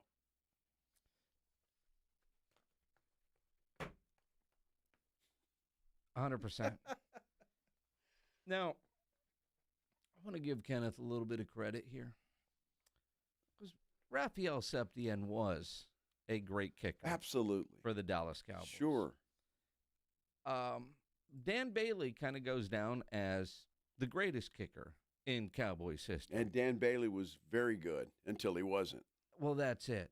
I mean, end of his Cowboy tenure, that dude just wasn't the same. No. When he got the yips, man, that was it. But I just Googled 5 best kickers in Cowboys history by field goals made. Dan Bailey, number 1. Raphael Septien, number 2. Chris Boigno, number 3. Brett Maillard, number 4. And old Richie Cunningham. From 97 to 99 made 75 field goals. I'm trying to see when the date of this article was in the Landry hat. This was from July of 2024. So I think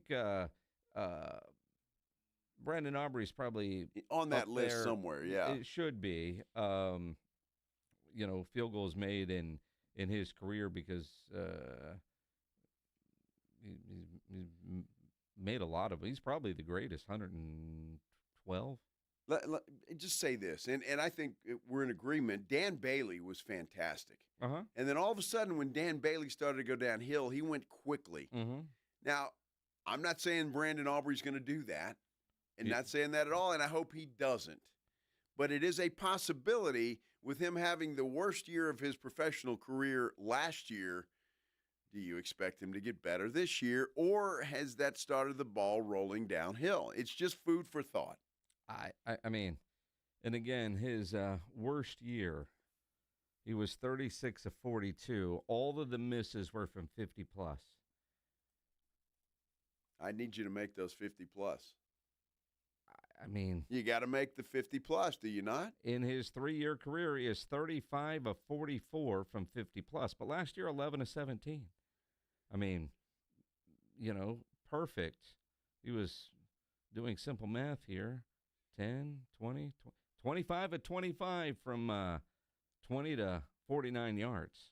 But 11 of 17 from 50-plus. Is that worth $10 million a year? Wow. 47 of 48 on extra points. Well, I mean, that's good. I don't know what the league average is for extra points, but I know a lot of them are missed these days. They are, that's which for is sure. why you paid $10 million for a reliable kicker. Stop it. D. Domenico, you're on the Blitz. Yes, sir. Hey, gentlemen. It's not often I agree with AJ, but AJ made some good points this morning that, if you look at the kickers that are kicking 50-yard field goals in the league today, there's not that many. There's probably 3 that are consistent, and we have them on the Cowboys. Now, I don't agree paying $10 million, but I think we could go a little bit higher than 7, maybe meet him at like 8 or 8.5. But, the guy is 4 years ago, we were laughing at this guy coming in and laughing at Jerry saying, who the hell is this soccer player? And now the Cowboys can't live without this guy. So it's one of those things, damned if you do, damned if you don't, but I'd rather keep them than lose them. That's my opinion. Love to hear you guys. I disagree with you and AJ without looking at any stats, but there are a lot of kickers that are kicking from 50-plus. I do think there are a lot of coaches that don't have the stones to send a kicker out because they don't trust their defense to get a stop. And when you do have a crappy defense like the Dallas Cowboys did this past year, Brian Schottenheimer did have the stones because of the reliability of Brandon Aubrey, even though he wasn't necessarily great. But when you look at Fairbairn down with the Houston Texans, that dude's got himself a leg. Dicker, the kicker, is certainly there. Boswell with Pittsburgh is one of those ones that are known for kicking 50-plus. And again, this isn't without looking at stats. Who's it? The dude in that was also in the UFL, Michigan's kicker, Bates, right? He's got a leg. And what's the kicker's name in Jacksonville who actually set the record that Brandon Aubrey failed at doing? Yeah, that dude.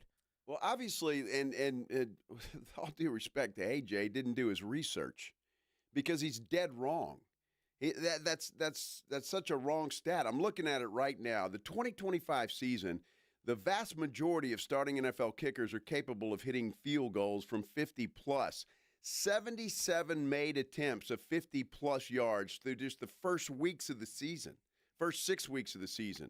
72.5 of attempts from 50-plus being successful. Every kicker in the NFL is capable of kicking 50-plus yard field goals. So I'm not sure what AJ was looking at or what he was trying to say, but 3? Well, that's what Gino told us. 3 kickers. There's only 3 kickers. That's AJ. Come on, do better, man. I think I just named 5 off the top of my head. Yeah, do better. Come on. Now, and watch college football. Hell, with all the high school football games that I see, you see kickers kicking from around 50 and a couple of 50-plus. I mean, was it Davenport this year? That dude kicked a 55-yarder to win a game? I'm trying to remember. I think it was Davenport. Dude, I don't. There's so many, Jason. That's what I'm saying. There's so many that do it. It's not unusual for a kicker in the NFL to kick a 50-yard field goal. It's not. No. Now, granted, I do think there is a nervousness with some of those guys when they roll out there. And if you're playing in a dome versus an outdoor winter weather stadium, and let's look at the Baltimore Ravens, for example. And this is something that as we decide and we talk about life without Brandon Aubrey, if the Cowboys don't want to pony up that kind of money. Now, obviously, for various reasons, Justin Tucker's no longer the kicker with the Baltimore Ravens. There are some times this year that they really missed having the reliability of one Justin Tucker. Without a doubt. That was politics, right? But the idea of, I don't know if it was politics or his mouth. Yeah. Whatever the case was. Yeah, it was the rub and tug. Yeah. The idea that you can just go find another one. Baltimore is proof that it ain't so easy. Well, it's look, again, if you're a kicker in the NFL, I would expect you to be able to make a 50-yard field goal. I mean, I think that should be the standard now. It's just the way that it is. And, again, you rattled off a bunch, and we're talking about 77% according to AI in the NFL last year. So I'm not sure exactly what stats we're looking at or what we're talking about, but most kickers in the NFL are making 50-plus these days. Brandon Aubrey is in a group, if you want to look at that, 60 and over. He's in a very small group there of making that. Is that extra 10 yards worth $10 million? I don't think so. Just playing devil's advocate. Play devil's advocate. If we're at 8, what's 10? Oh, come on. No.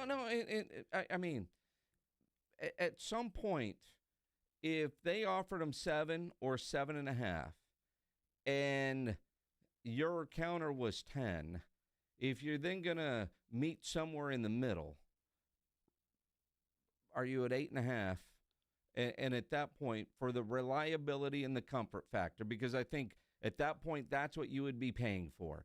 So a convenience fee, if you will, that you're not stressed when the kicker goes out there. You're not stressed that, man, if he misses this, the defense is going to be in a bad spot. Are you kidding me? What coach is not nervous about that? Brian Schottenheimer. Of course, he missed 6 of them. He did, but he got sent out there 17 times, and he got sent out there because, you know what? I've got confidence my dude's going to make this, and my defense isn't going to be in a bad spot. A lot of guys would punt from that area to try to pin the other team back and play the field position game. Schottenheimer 17 times said, you know what, I trust my guy. Get out there and make it. Or I don't trust my defense, so I'm desperate, and I got to try it. Because even if I pin them back, they're going to score. Now, see, maybe that's what Schottenheimer was thinking of. Every point matters? Every point matters because my defense sucks. If they start at midfield, we'll get the ball back sooner because they'll score quicker? Exactly right. I don't know. Look, again, I don't know. We're sitting here debating a kicker, for goodness sake. Well, you want to argue George Pickens instead? Well, I mean, I'll use your example. Hey, George, we're going to pay you $28 million.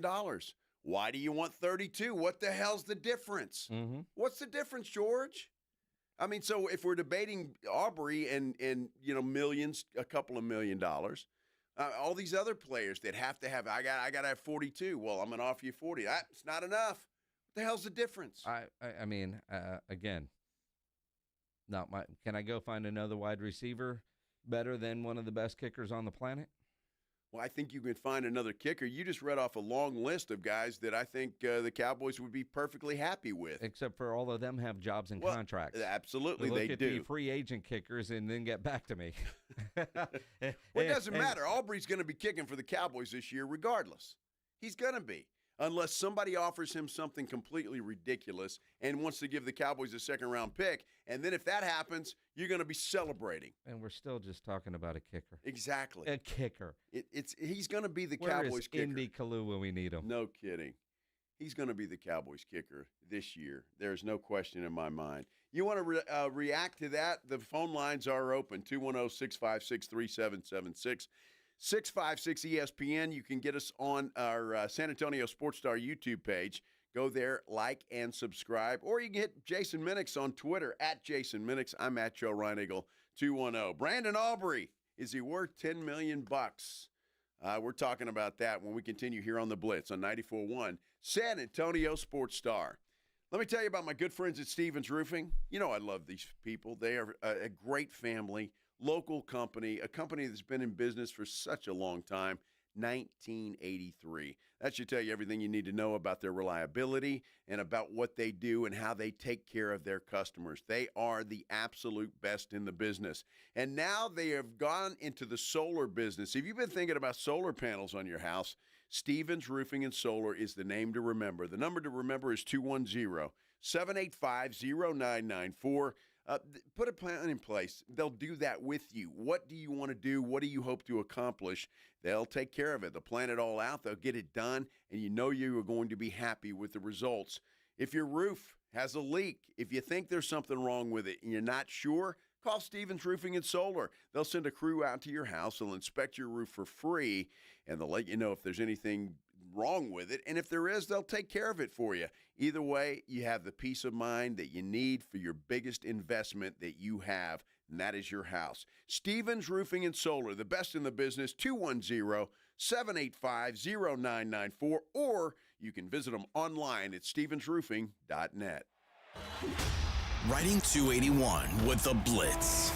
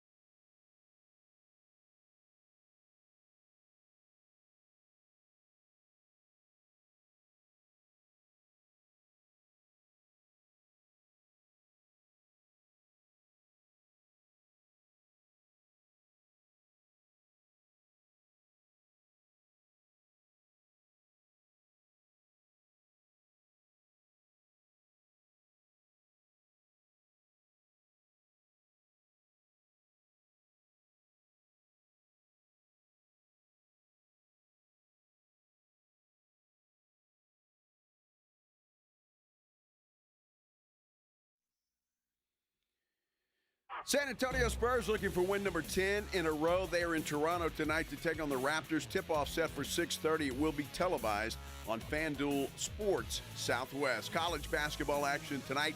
The Texas Longhorns welcome in 7th-ranked Florida. 6 o'clock tip, a game that will be televised on ESPN2. And the Aggies are in Arkansas to take on the 20th-ranked Razorbacks. You can hear it right here on 94.1 beginning at 7:30. Joe Reinagel. That's the third time in 7 seasons the San Antonio Spurs are the NBA champions. Jason Minix. They go back to big day as Super Bowl champions.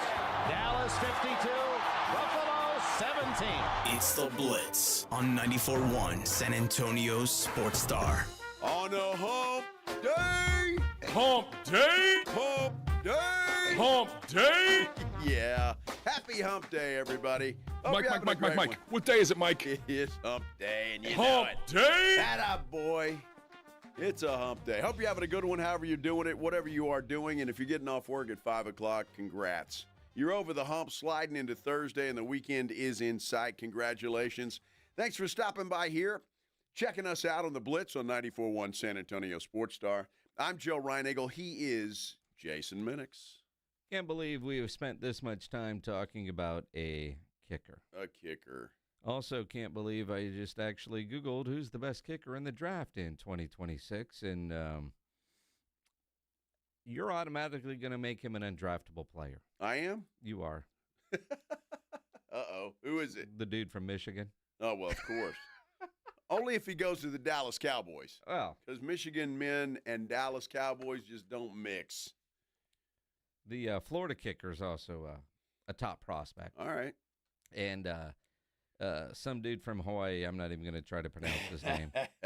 Kenzie Matsuwaza, something like that. I don't see the Cowboys drafting a kicker, but I guess that could be. They if got something, 2 first-round picks. Something happened. I'm kidding. So if somebody, again, offers the Cowboys something ridiculous for Brandon Aubrey, like a second-round pick, which I would take immediately and go find somebody else at HEB. I mean, seriously, that's the only way. Otherwise, Aubrey's going to be kicking for the Cowboys next year. He is, and again, I mean, when you look at the top pick kicker is the Dominic Zavada dude from Michigan, Trey Smack from Florida. Ooh, I like that, Smack. Yeah. But all of them are projected 7th rounder free agent prospects. Absolutely, yes. Although very rarely does a kicker get drafted. It happens. Late round steal, yeah, obviously. Yeah. It depends on just how desperate you are. I mean, here's the thing. I don't even know that I could say that I'm mad at Brandon Aubrey for asking for $10 million. He too has tweeted that it's fake news, but what part is fake? Yeah. Neither he or his wife, in saying that the reports are fake on social media, aren't saying the Cowboys offer or that you asked for 10. And I can't even call you greedy. But here's a guy in 3 years in the NFL has made just $2.695 million. I mean, he was a $750,000 base salary guy in 23, $915,000 in 24, and just over $1 million in 25 last year. So to go from $1 million to $7 million, to go from $1 million to 10, hell, to go from $1 million to 5 would be an incredible life-changing deal for Brandon Aubrey. But I get it. I mean, this is your one time to ask. You're trying to hit the lottery. You're a kicker. I mean, you're a kicker. I mean, dude, you're such a great story. There could be movies. I mean, this is, what was he selling? Copy machines. I don't know what he was selling. Was working for IBM. He was doing something. Yeah, right? It works out pretty well for those guys. I mean, you got what's his name with St. Louis and was working at a grocery store. What's his name? Hall of Famer Kurt Warner. Yes, that guy. He was a software engineer. Sorry. The former Iowa Barnstormer Kurt Warner. Yes.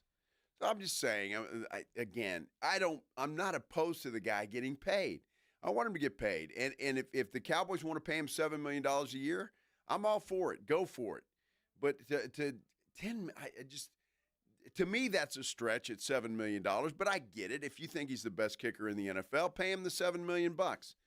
But come on. I mean, and again, that's a $6 million a year raise. I mean, that's a pretty good raise. I'd like to have one of those. I'd just like to get a raise. Well, there's that. Our poll question on our YouTube page, head over to the San Antonio Sports Star YouTube page. How much would you pay Brandon Aubrey? You only get two options because Pledge was, that's all he gave you. $10 million, he's worth it, or no more than $7 million. Now, we just put the poll up a little while ago. Right now, it is 52-48. It is way closer than I thought. Mm-hmm. Because of all the calls that we've taken, only one guy, Kenneth, who's enjoying happy hour somewhere, is talking about paying the guy. Everybody else, there's no way. Well, Gino was for paying him, it sounded like. Well, I think because Gino had bad info, and then we probably changed his mind. Well, maybe so. Maybe so. Maybe we've got the bad info, but I doubt it. Well, I mean, just going to the Googles. It's real easy to do. I mean, you trust the internet? Well, sure, I do. 210-656-ESPN, 656-3776. Mario, you're on the Blitz. What's up, man? Hey, I just want to say, I think it's more an indictment on the Cowboys offense that he attempted 17 50-yarder field goals or longer. And how many of those were 60-plus yarders? I don't know what he tried, 60-plus. I know he's made a couple of those, but there were, and you know what? You're not wrong, Mario. And the Cowboys bogged down, but anytime they get near that star or midfield, if they're on the road, they're in field goal range. And it is an indictment on the offense in a way, but you got to remember, I mean, go back and think about some of those games where, a 3rd and 2 turned into a 3rd and 12 because of a holding penalty, a 3rd and 7 because of a false start. Then they don't pick up the first down. And that's the stuff that if you go back and you think about a lot of our post-game Monday shows and dissecting what the hell went wrong, and you're going, Dak or CD or and again, 3rd and manageable turned into 3rd and not, that turned into a field goal opportunity because of penalties, especially on that offensive line. But team game. It is. And I'm just looking here again. There were 77 made field goals this year in the NFL, 50-plus, out of 108 attempts. Okay, so whatever the percent, according to this, it's 72.5. 60-plus yard field goals, there were 22 attempted in 2025, 12 made. And Cam Little's one. He's got the record of 68 yards. Aubrey made one from 65 yards, according to this. So he's 3 yards shorter than Cam Little, and that is the record, obviously, at 68. So you see the difference, and I guess the point that I'm trying to make, and maybe you are too, Jason, you can speak for yourself, but 77 made kicks of 50-plus. That's a lot. That's a lot. And that was in the season, only 108 attempted. So, and again, that's a really good percentage for what is considered a low percentage play. Yes. And quite frankly, I'm waiting for Brandon Aubrey to try one from 70. Yeah, I wouldn't be surprised. Hey, Marvin, you're on the Blitz. What's up, man? I think they should pay him. And why is that? He was 3 or 4 from 60-plus, and you said there was only 12 made last year, and 2 of his other misses were from 58 and 59. So that's 33 of 36 inside 58 yards. I'll take that every day and 7 times on Sunday. Hopefully not 7 on Sunday. 36. Hey, that's 21 points. That's a winning game. Not for the Cowboys defense. It's not. Cowboys need to score 31 to have a chance to win. I'm with Marvin. I am not. If he kicks it, if his foot is on their side of the field, it's basically 3 points. Again, okay. Marvin, again, I think I don't know that anybody wants Brandon Aubrey to go away. But at the same time, when you know that the Cowboys with a salary cap, again, if there were no salary cap, Jerry would write a check, no problem. But there is a salary cap. And can you have $10 million of your cap money going to a kicker? I mean, right now, according to Spotrac, he is 0.33% of the Cowboys salary cap at $1 million. You go to $10 million, and he's making more than the running back that you just paid. He's making more than the offensive lineman. He's making more than a lot of the defensive linemen. Granted, reliable, but Brandon Aubrey probably plays 12 snaps a game when you count kickoffs. Maybe. Extra points? Maybe. Field goals? I mean, maybe so. 10, 12 times he's Something out there like on that. the field. Sure. And again, when he makes them, it's great. And he's won games, as every kicker out there has.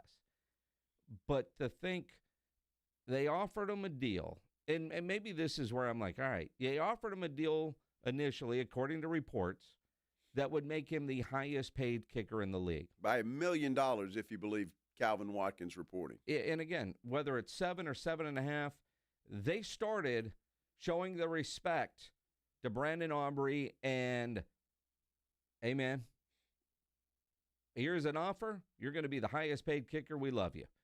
And which feels very unlike the Cowboys. Very unlike I could see Jerry saying, dude, you were making 1. We're going to offer you 4. And feel good about it, kind of smile about it. Sure, right. The fact that they started already at the highest level, to me, is a bit of a surprise with our knowledge of how the Cowboys typically do business. And for them to counter with 10. Now, if they would have come to the Cowboys and said, we want 10, and their counter was, all right, well, here's 7, you're the highest paid, that would even make sense. Sure. I don't blame Brandon Aubrey for asking for 10, but according to Stephen Jones, they have had conversations with Brandon Aubrey's representatives for a year and can't come to an agreement, which tells me Brandon Aubrey is stuck on trying to make $10 million a year, and we don't know how many years. We don't know what the guarantee money is. None of that has been leaked out yet. It will. What is Butker's, $16 million? $16 million. Which obviously Aubrey would be higher than that on a guarantee. Is what we're talking about. So you'd have to be higher than that. If it's $7 million, it's 21. You figured, what, 17, 18 million guaranteed probably. So, I mean, look, this is a good contract for him. It's a hell of a good contract. And, again, I'm not opposed to the guy getting a raise. He deserves it. He shouldn't be making $1 million a year. He should be making more than that. But, I mean, a $9 million raise? Has he honestly done enough for that? I mean, look, I go back to the Micah Parsons thing. The Cowboys aren't winning championships with any of these guys. Well, not yet. What do you mean not yet? Not yet. Well, okay, not yet. So you pay Aubrey $10 million, that'll make all the difference in the world, I'm sure. I mean, again, it's all timing and when your contract is up. I mean, a $9 million raise, sure, but what did George Pickens make this year? And he's going to get about a $20 million raise, if not more. I mean, apples and oranges. Well, it's not apples and oranges when you're doing math and what you were making this year and what you're making next year, because rookie deals are what they are. And then you go get your first big deal and it explodes. So I just, to go that much higher past the next, that would be like C.J. Stroud this year saying, Dak, you're at 60? I need 73. I mean, it's just like, there's a formula that all these guys use, and it's a small percentage higher than the last guy. And, I'm no math whiz, but I think he's a little bit higher than the normal percentage. It almost feels like Brandon Aubrey is saying, remember when I made $750 and I should have made $3? I'm getting that now. Yeah. And apparently, if you listen to Stephen Jones, I think I got to paraphrase, I don't remember exactly. They've been talking for a year, and they haven't been able to arrive at a number. Pledge, do you have that cut available from Steven the other day? About Aubrey? It was yesterday, I believe. Yeah. Yeah, we'll find it. Because, I don't want to paraphrase. I want y'all to hear it from him exactly. We'll continue this conversation if you'd like. We do have Floyd on the phone lines. if you want to stay there. Yeah, Floyd, hang on. Hang on, Floyd. We'll find that soundbite, and we'll return to As the Kicker Turns here on the Blitz on 94.1 San Antonio Sports Star. I can imagine going down to Sammy's Embroidery and Printing and getting T-shirts with Butter Aubrey on there, pay him or not. I mean, it'd be great. And again, that might help Jerry come up with the money to pay a damn kicker. If you need anything with your logo on it or any kind of shirt designed, go see Sam over at Sammy's Embroidery and Printing down on San Pedro. You need T-shirts, screen printed, Sam can get you taken care of. If you need caps done, Sam has over 25,000 caps and more than 75 color combinations on display in his showroom, and all the popular cap brands like the Richardson 112 style, Trucker Caps, Katie Caps, Nike Cap America, to just name a few. Over 700 uniform lines to choose from, all kinds of industries. Or if you just need your logo on a golf shirt, a nice fishing shirt, dress shirt, you name it, go see Sam. He's got all the big name brands from Tommy Bahama to North Face, Under Armour, Eddie Bauer, Nike, Travis Matthew, Port Authority, to name a few. Sam is the only company in Texas with one-day turnaround. Nobody has better prices. No order too big, no order too small. Call 210-824-3900 or go into that massive showroom down on San Pedro, 1 mile inside Loop 410 right there across from the McDonald's, or check the website, samsembroidery.com, for Sammy's Embroidery Club. Hi, my name is Jason Thompson. For the past 32 years, I've represented San Antonians injured in auto accidents. I'm a second-generation attorney here in town. My father, Bob Thompson, has practiced law here in San Antonio for more than 50 years, and I learned how to practice law from him. I learned what it means to be asked to represent a client and the tremendous honor and obligation that comes with being someone's attorney. And here's what that means for you. If you call my office, I will be the one you speak to. I will be your attorney, not a staff member or a junior lawyer. 2, I have one rule in my office. If my client's happy, I'm happy. 3, relationships. A good one is built on communication, honesty, and time. I like talking to my clients. They're the only reason I go to work every day, and each is very special and very much appreciated. If you or a family member has been injured in an auto collision, please call me. My name's Jason Thompson. My number is 210-900-0400. That's 900-0400. Or you can go to my website, alawyerforus.com. Billy, your gas light's on. We need to stop and fill up. No way, Jen. Gas around here is too expensive. We can make it a little further. Billy, listen to your big sister. You don't need to drive all over searching for the lowest gas prices. Do what I do and use Upside. Upside? Do you live under a rock, Billy? Upside is the hottest cash back app out there. It's free to download, and you get real cash back for every gallon of gas you buy. Top users make between $200 to $300 per month. You can make that kind of cash back just for buying the gas you have to buy anyway? Yes, I'm looking at the Upside app now, and there's a gas station at the next exit offering 25 cents per gallon cash back. Okay, I'm stopping to download Upside and fill up my tank. Download the free Upside app now to earn cash back every time you buy gas. Use promo code GOOD25 to get an extra 25 cents per gallon on your first tank. You can cash out anytime right to your bank, to PayPal, or a gift card for Amazon and other brands. Just download the free Upside app and use promo code GOOD25 for a 25 cents per gallon bonus on your first tank. That's code GOOD25 for a 25 cents per gallon bonus. Taxes was feeling so stuck. Sitting in traffic, squeezing into a parking spot, all to squeeze in getting tax help during your lunch break. Now Taxes is a TurboTax expert who does your taxes for you, while you go about your day getting real-time notifications about their progress and the most money back guaranteed. Now this is Taxes. Intuit TurboTax. See guarantee details at turbotax.com/guarantees. Only available with TurboTax experts. Real-time updates only in iOS mobile app. O'Reilly. Check engine, ABS, or maintenance light on? Take the guesswork out of your warning lights with O'Reilly Veriscan. The service is free and provides a report with solutions verified by ASE certified master technicians. And if you need help, we could recommend a shop for you. Ask for O'Reilly Veriscan today. O'Reilly Auto Parts. Move over, Chips. There's a new crunchier MVP in the snack aisle. Enter pork rinds. Southern recipe pork rinds are low-carb, gluten-free, and packed with protein to keep you going. And the flavors, big, bold, crunchy. From sweet barbecue to hot honey, every bite brings that flavor-packed crunch you crave. Grab your favorites today at H-E-B or online at porkrinds.com. Southern recipe pork rinds are your snack time, crunch time hero.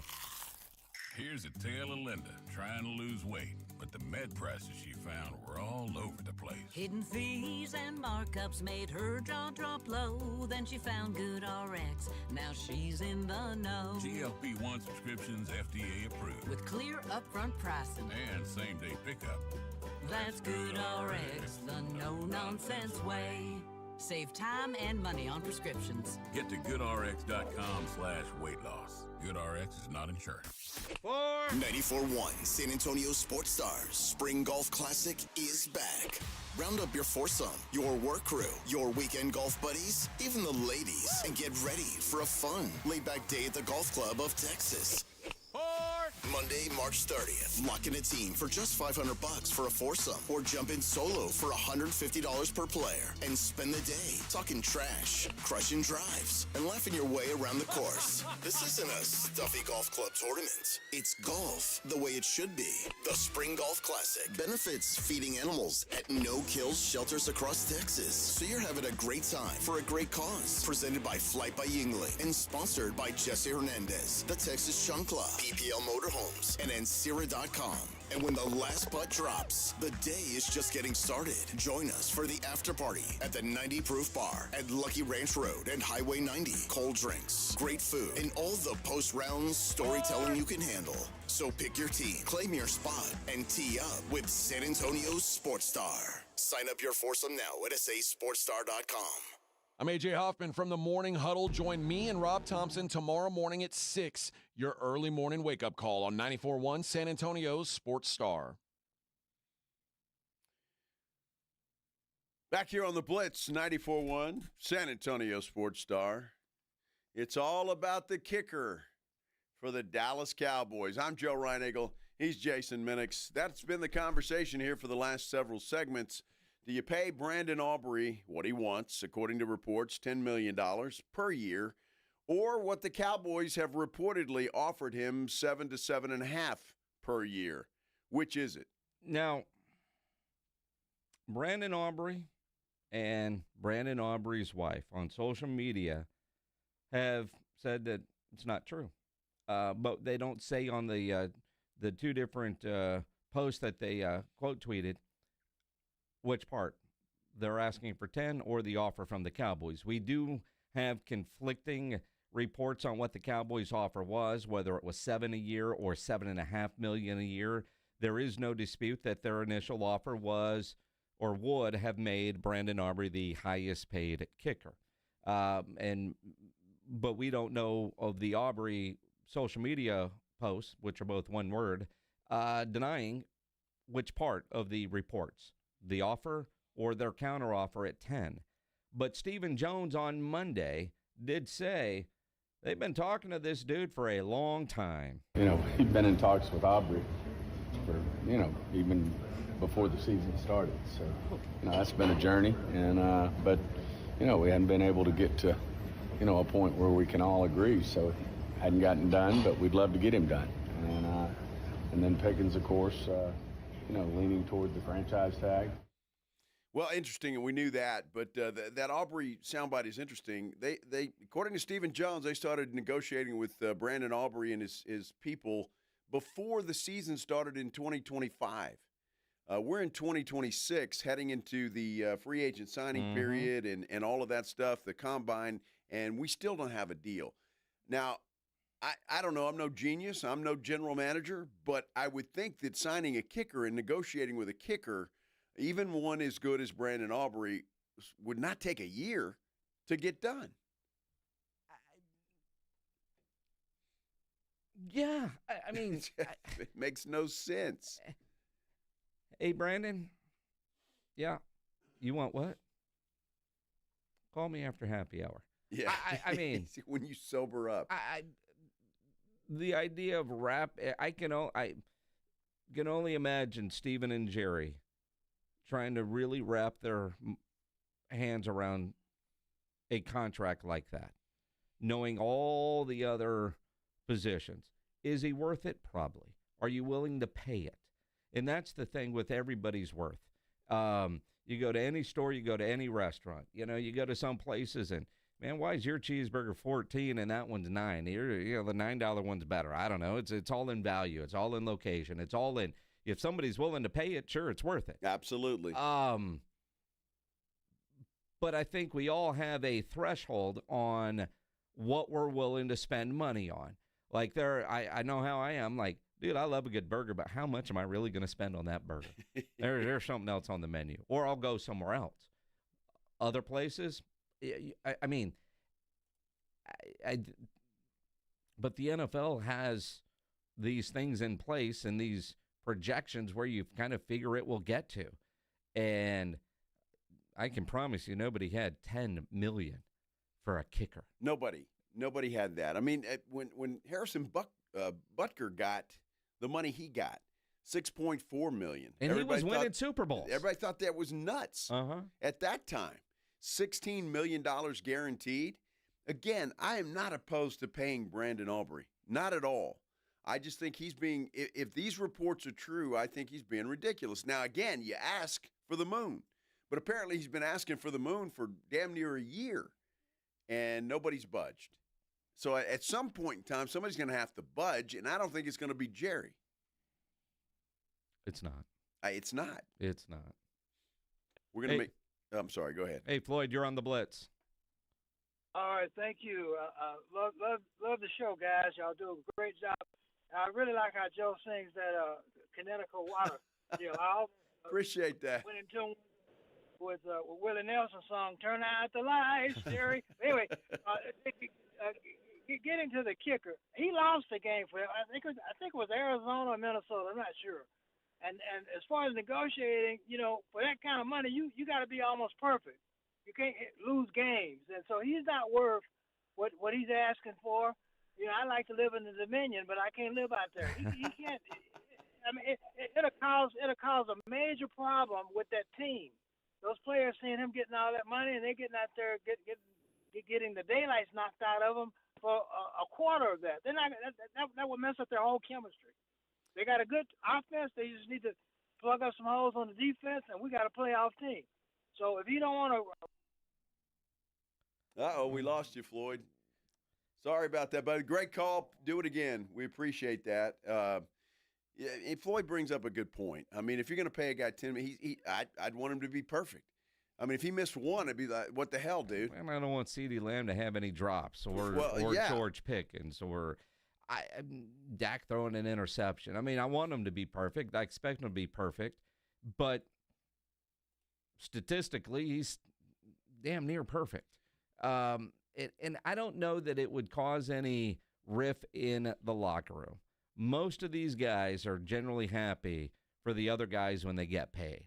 Although everybody in a locker room makes fun of a damn kicker and punter and the long snapper because they go and they practice kind of on their own on a different field and then they're gone. And, imagine you're Javonte Williams and you're thrilled with the contract you just signed. And the kicker is going to make more? It doesn't seem to make a lot of sense in the whole scheme of things. I would be like, I'm out here busting my butt. I get hit, 30 times a game, and you're making more money than I am? Mm-hmm. Come on, dude. I don't know. I'm with you. I don't know that it would cause a rift in the locker room. Look, football players are football players, and they want everybody to get theirs. And so I think they're all happy when guys get paid because that probably means they're going to get paid more at some point in time somewhere else. But to me, if these reports are true and with the people that are reporting on them, whether it's Brian Broaddus or Calvin Watkins, they're $500,000 apart. So I'm assuming the Cowboys are in that ballpark, $7 to $7.5 million. And the $10 million that Aubrey wants, and if that's a sticking point for him, then, I think he's going to have the problem. Because, again, he's not going anywhere unless somebody offers that because the Cowboys are most likely, they're going to he's going to play for the Dallas Cowboys. Exactly. He's going to play. Exactly. I mean, again, being a restricted free agent, and I don't mind him. I mean, I think about that hit that he had. He showed some toughness, right? He's a football player. Sure. He's showing some toughness during this negotiation. And if he truly was going through a contract battle last season, like Steven said, they talked before the start of last season, and he had the year that he did, which is his worst as a pro, but trying to get $10 million every time that guy walked out there on his Peasley $1 million salary and was trying to kick, thinking that was going to get him to 10.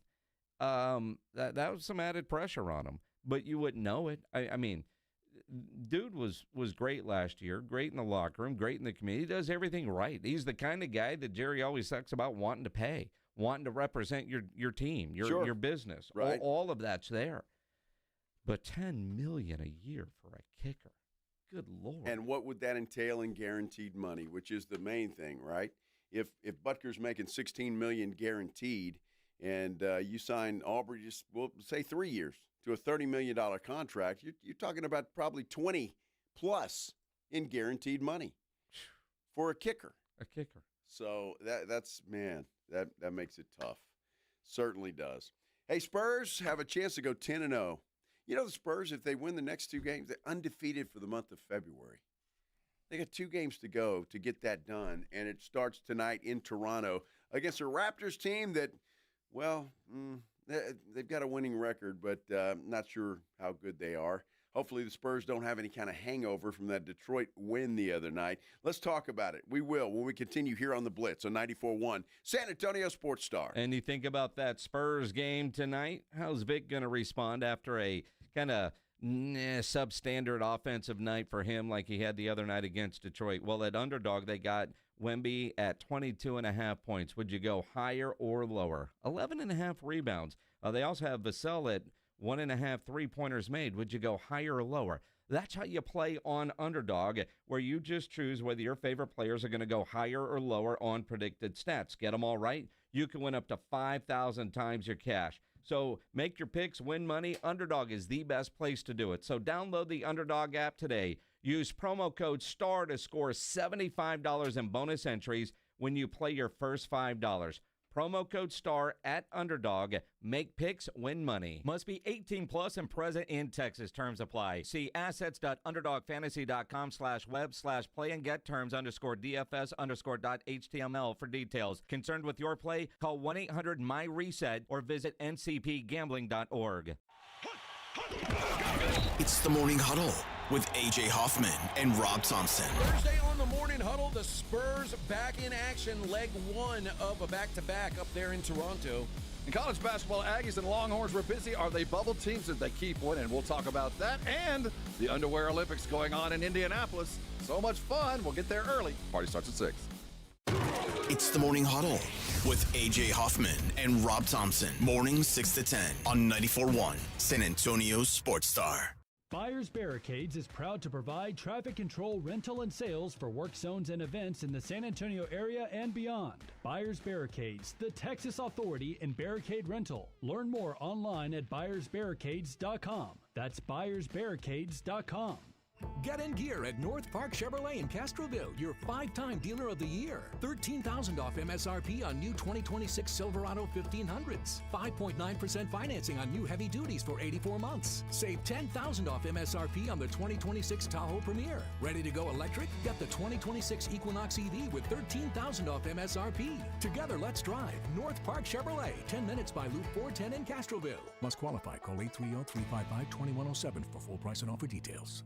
Attention coaches, educators, and booster clubs. Need a fundraiser that's different from the rest? With Gardenville, supporters purchase something they already need. High quality, locally sourced mulch and compost. Your organization earns money on every sale. Real products, real value, with support from Gardenville to keep it simple. Ready to grow your fundraiser? Visit garden-ville.com/fundraising. That's garden-ville.com/fundraising.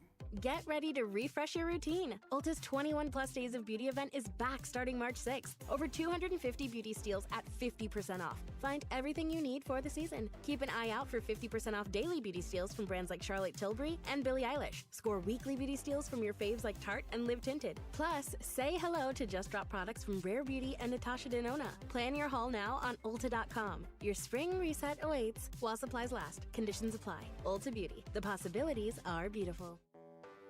When you're hiring, have you ever felt like you're missing out on meeting truly great candidates for your roles? It seems impossible to find them, but they have to be out there somewhere, right? Well, they're not hard to find when you know where to go, and that place is ZipRecruiter.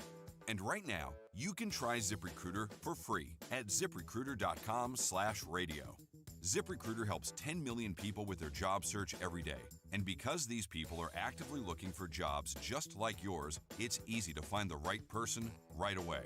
In fact, 4 out of 5 employers who post on ZipRecruiter get a quality candidate within the first day. But if you're not using ZipRecruiter, you're missing out. So see what it's like when the impossible is easy. When you go to ZipRecruiter.com/radio right now to try ZipRecruiter for free. Once again, that's ZipRecruiter.com/radio. ZipRecruiter.com/radio. Never miss out on great candidates with ZipRecruiter. Running a business means wearing multiple hats. So if you're like me, you probably started out using your personal phone, taking client calls and texts nonstop. As my business grew, I needed something smarter. That's when I switched to Quo, the #1 business phone system. Quo works right on your phone or computer. No carrying 2 phones, no clunky landline, just one easy app you can try for free. Your team can share one number and handle calls and texts together like a shared inbox. Any teammate can jump into the conversation so customers get faster responses. And Quo's AI assistant summarizes your calls and responds to customers 24/7, so you never miss a lead or opportunity. All this starts at just $15 a month. That's basically 2 coffees. You can even keep your current business phone number. Find out why 90,000 businesses trust Quo. No missed calls, no missed customers. Try Quo for free at quo.com/sports. That's quo.com/sports to try Quo free. QUO.com/SPORTS.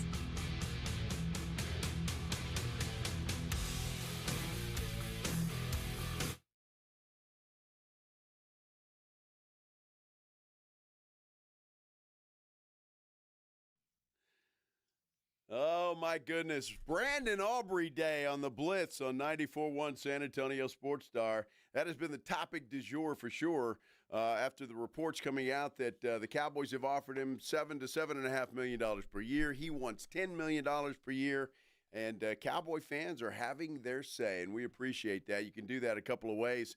210-656-3776, 656-ESPN.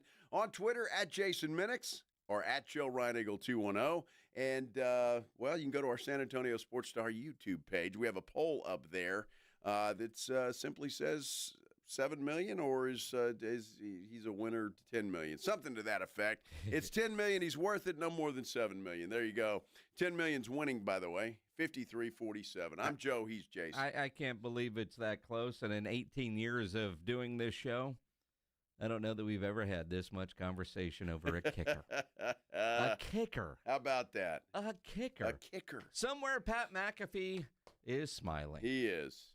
Although, maybe not after he got that $150,000 bill at that men's hockey team party in Miami. Yeah, no kidding. Yeah, I'll cover you, boys. Don't worry. He can afford it. $150. He's doing just fine. He is just fine. And, hell, Brandon Aubrey could afford it if he gets this contract. Yeah, no kidding. It's amazing. So I made the comment earlier that, you know, most guys in a locker room, I mean, they're happy every time somebody gets paid. Although kickers, special teams guys, maybe not. Guy that's been in locker rooms like that, Jamar Ransom, he heard that and immediately called in. What's going on, Jamar? Minix, how's it going, baby? Good. How are you doing over there, Joe? I'm doing well. What's going on? Man, you guys, first of all, you guys give a great show. You make this drive home tolerable because the traffic is terrible. But, you know, Minix, you know exactly with Stephen Demos how important a kicker is. $10 million, pay that man. He's got 462 points in 3 years. I mean, you get a touchback, 2 first downs, and you are in scoring position. It's not even a question right now. Jamar, you're a linebacker, and let's say you're a linebacker in the NFL, and you're making $8 million, and the kicker gets 10. Now, and you brought up Demos, who was the kicker of the San Antonio Talons when we were doing this, and I kind of remember that you guys gave the kicker a lot of crap because if we were playing on a Saturday night, we'd fly in on Friday. Let's say we're in Tampa Bay. Me and Demos would be at a bar called Hat Tricks. All you other players were in meetings and hydrating, and you didn't party on Friday night. You waited till after the game on Saturday. And Demos got a lot of crap for being able to go party on a Friday night with the radio dude. Yeah, and he missed a few kicks too. Important. So when you and that explains it, right? So when you got one that's this good and that's this consistent, and I mean we're talking 65 yards out, you got points. I mean that changes the game. That changes the morale of the team. You're walking away with at least 3, and you're pretty confident you're going to get on the board. I mean, $10 million, that's a drop in the bucket for Jerry, man. Well, salary cap, maybe not, Jamar. That defense is sure bad, though. They need to spend their money there. I'm not going to make a CTE joke for a linebacker, but I mean, the idea that, 7.5 makes him the highest paid. 6.8 makes him the highest paid kicker in history. And that $3 million difference could be another linebacker. That could be, a safety, a core special teams guy. When you're dealing with the salary cap, Jamar is smart enough to know, Jerry's got the money, but with a salary cap, you can't just write any kind of check. Well, and again, the Cowboys are not going to improve that defense just simply through the draft. They're going to have to go out and spend some money on some players to improve that defense. So they're going to need that money. And you're not just talking about $3 million, Jason. You're talking about at least a 3-year deal. You're looking at $10 million now. And so, I mean, through the life of that contract, plus whatever is guaranteed. So I don't know. It's interesting. I'm not saying he should get paid. Man deserves a raise, a significant raise, but a $9 million a year raise. I'm just not sure that that's what he deserves. Again. But a $6 million raise? Well, I mean, exactly. But if that's what Jerry and them, if that's what the Cowboys have offered, then I think that's extremely generous. And if you are just stubborn and holding out for that nice round 10, then I'm not sure exactly what you're going to do because, again, I don't see Jerry doing that. And Steven, the way he sounded, I mean, they've been talking for damn near a year. And haven't gotten anywhere. What makes Aubrey or anybody else think he's going to get there now? Now, this is coming across Twitter. Todd France. Brandon Aubrey's agent. Also, Dak Prescott's agent. Posted a video. He's walking up to Jerry's bus. Quote, the NFL Combine, where misinformation spreads like wildfire. Looking forward to my meeting with the Cowboys on the bus. Hashtag Aubrey. Hashtag Dallas Cowboys. Misinformation, huh? Mm-hmm. Well, I wonder. I got Brian Broaddus and Calvin Watkins right in the same neighborhood of the offer from the Cowboys. And both of them have said that Aubrey wants $10 million. So I'm not sure exactly where the misinformation is. I mean, those are two quality reporters that cover the Dallas Cowboys and have been doing so for a long time. Could it be the misinformation about the 10? Well, it could be. I mean, Todd France is crafty because the music that he is playing underneath his video walking up to the bus is from Drake, Started from the Bottom. And look, I mean, you're talking about Butter Aubrey, but that also tells me there is a meeting scheduled, and there are a lot of things happen on that bus. Let me rephrase that. A lot of meetings happen on that bus during the combine. I think you were right the first time. Well, I mean, Years ago. Yeah, well. Not now. You never know. Hey, Jerry, I mean, you might as well go for it. Candy Lee. She live in Indianapolis? Candy Lee. I don't know. Your definition of what is all in and mine might not be the same thing. That's what she said. Oh, my goodness. Oh, my goodness. I can't believe you just I had to grind on that ugly-ass dude. Into what? Interesting stuff. Look, again, I'm not opposed to Aubrey getting a raise, and it will be interesting to see what happens if Todd Francis indeed got a meeting with Jerry and Steven on the bus, which I'm assuming he does. We'll see what happens, and we'll see what was false or what was true, and we'll go from there. But again, I can't see the Cowboys paying this man $10 million a year. I would be shocked if that happens. They go with 7.5. Okay, I get that, but I can't see them going 10. I just can't. Todd Francis' agent. Pledge, can you look up real quick, what is the franchise tag number for a kicker? Oh, my gosh. No. Better yet, look up, has anybody ever tagged a kicker? Well, I mean, the franchise tag number is what, an average of the top 5 salaries at the position? I wonder if George Pickens, we're not going to get that done. We trade you, and then we'll just tag Butter. Dude, I'm going to tell you, there's been a lot of kickers tagged according to the AI. Uh-huh. Adam Vinatieri, Robbie Gould, Justin Tucker, Phil Dawson. Yeah. Olindo Mari, remember him? Graham Gano, he was tagged at one time. Robbie Gould? Well, yeah. I mean, if you didn't have a George Pickens situation, the franchise tag on Brandon Aubrey makes sense because, one, if you're asking for 10, I'll just tag you, and I can tag you again at 120%, and that's still going to be cheaper than what you're asking for. And if your leg goes south, or I mean, I know you deal with injuries with anybody, but there's no backup for a kicker. You get hurt, you bring somebody in, sign them for a week or two. But if there's a hamstring, a groin, if there's anything with Brandon Aubrey, that's $10 million. 6.7 is the tag for a kicker, according to this. But again, I think what's going to happen is they're going to tender him.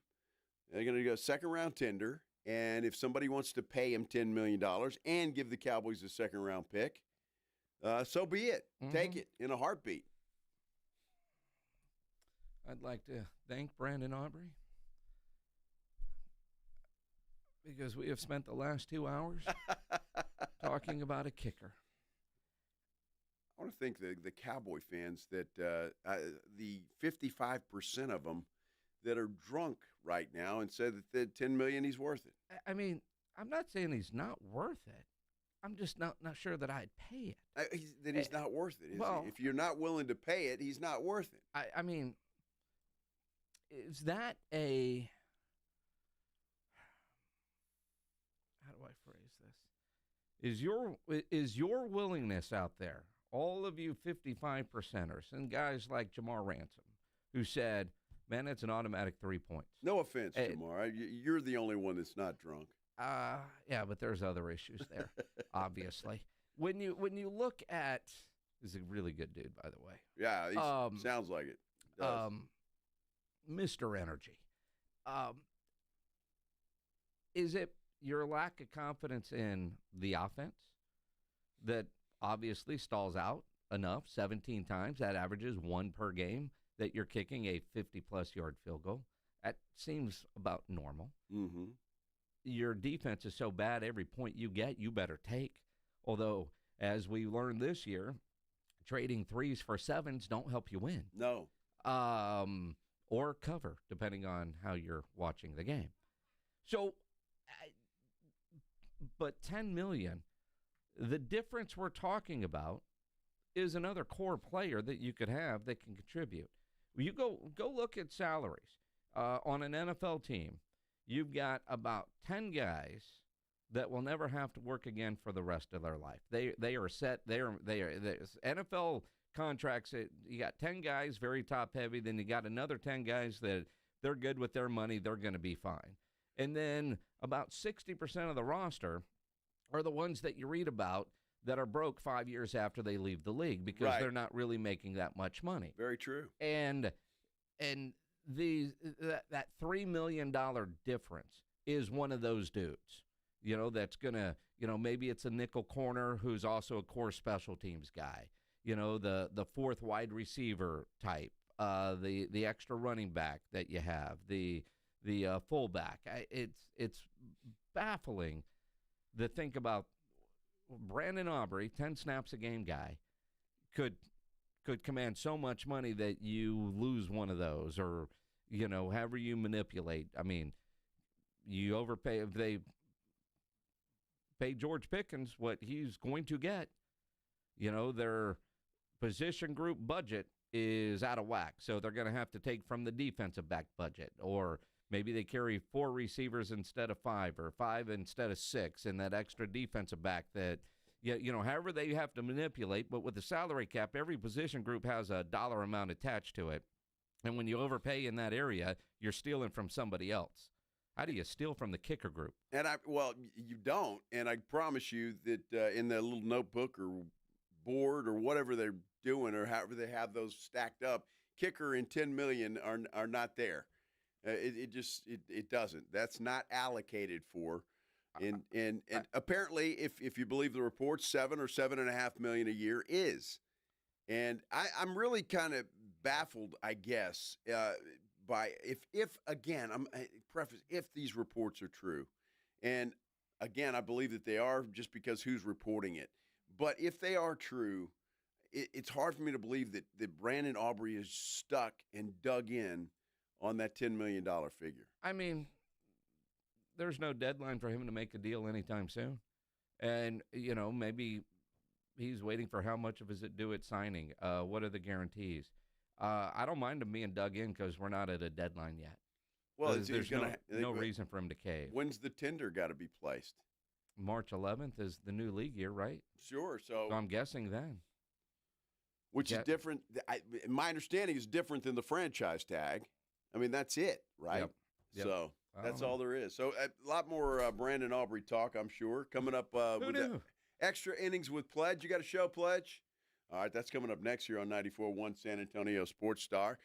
Be sure and join the fellas in the morning, AJ and Rob. They'll get you started at 6 a.m. on the Morning Huddle, and Minix and I will be back for part 2 of Brandon Aubrey Day. Maybe. The Blitz starts at 2. Until then, everybody, have a great night. You're riding with the Blitz. Afternoons 2 to 6, KTFM Floresville, and everywhere at SA.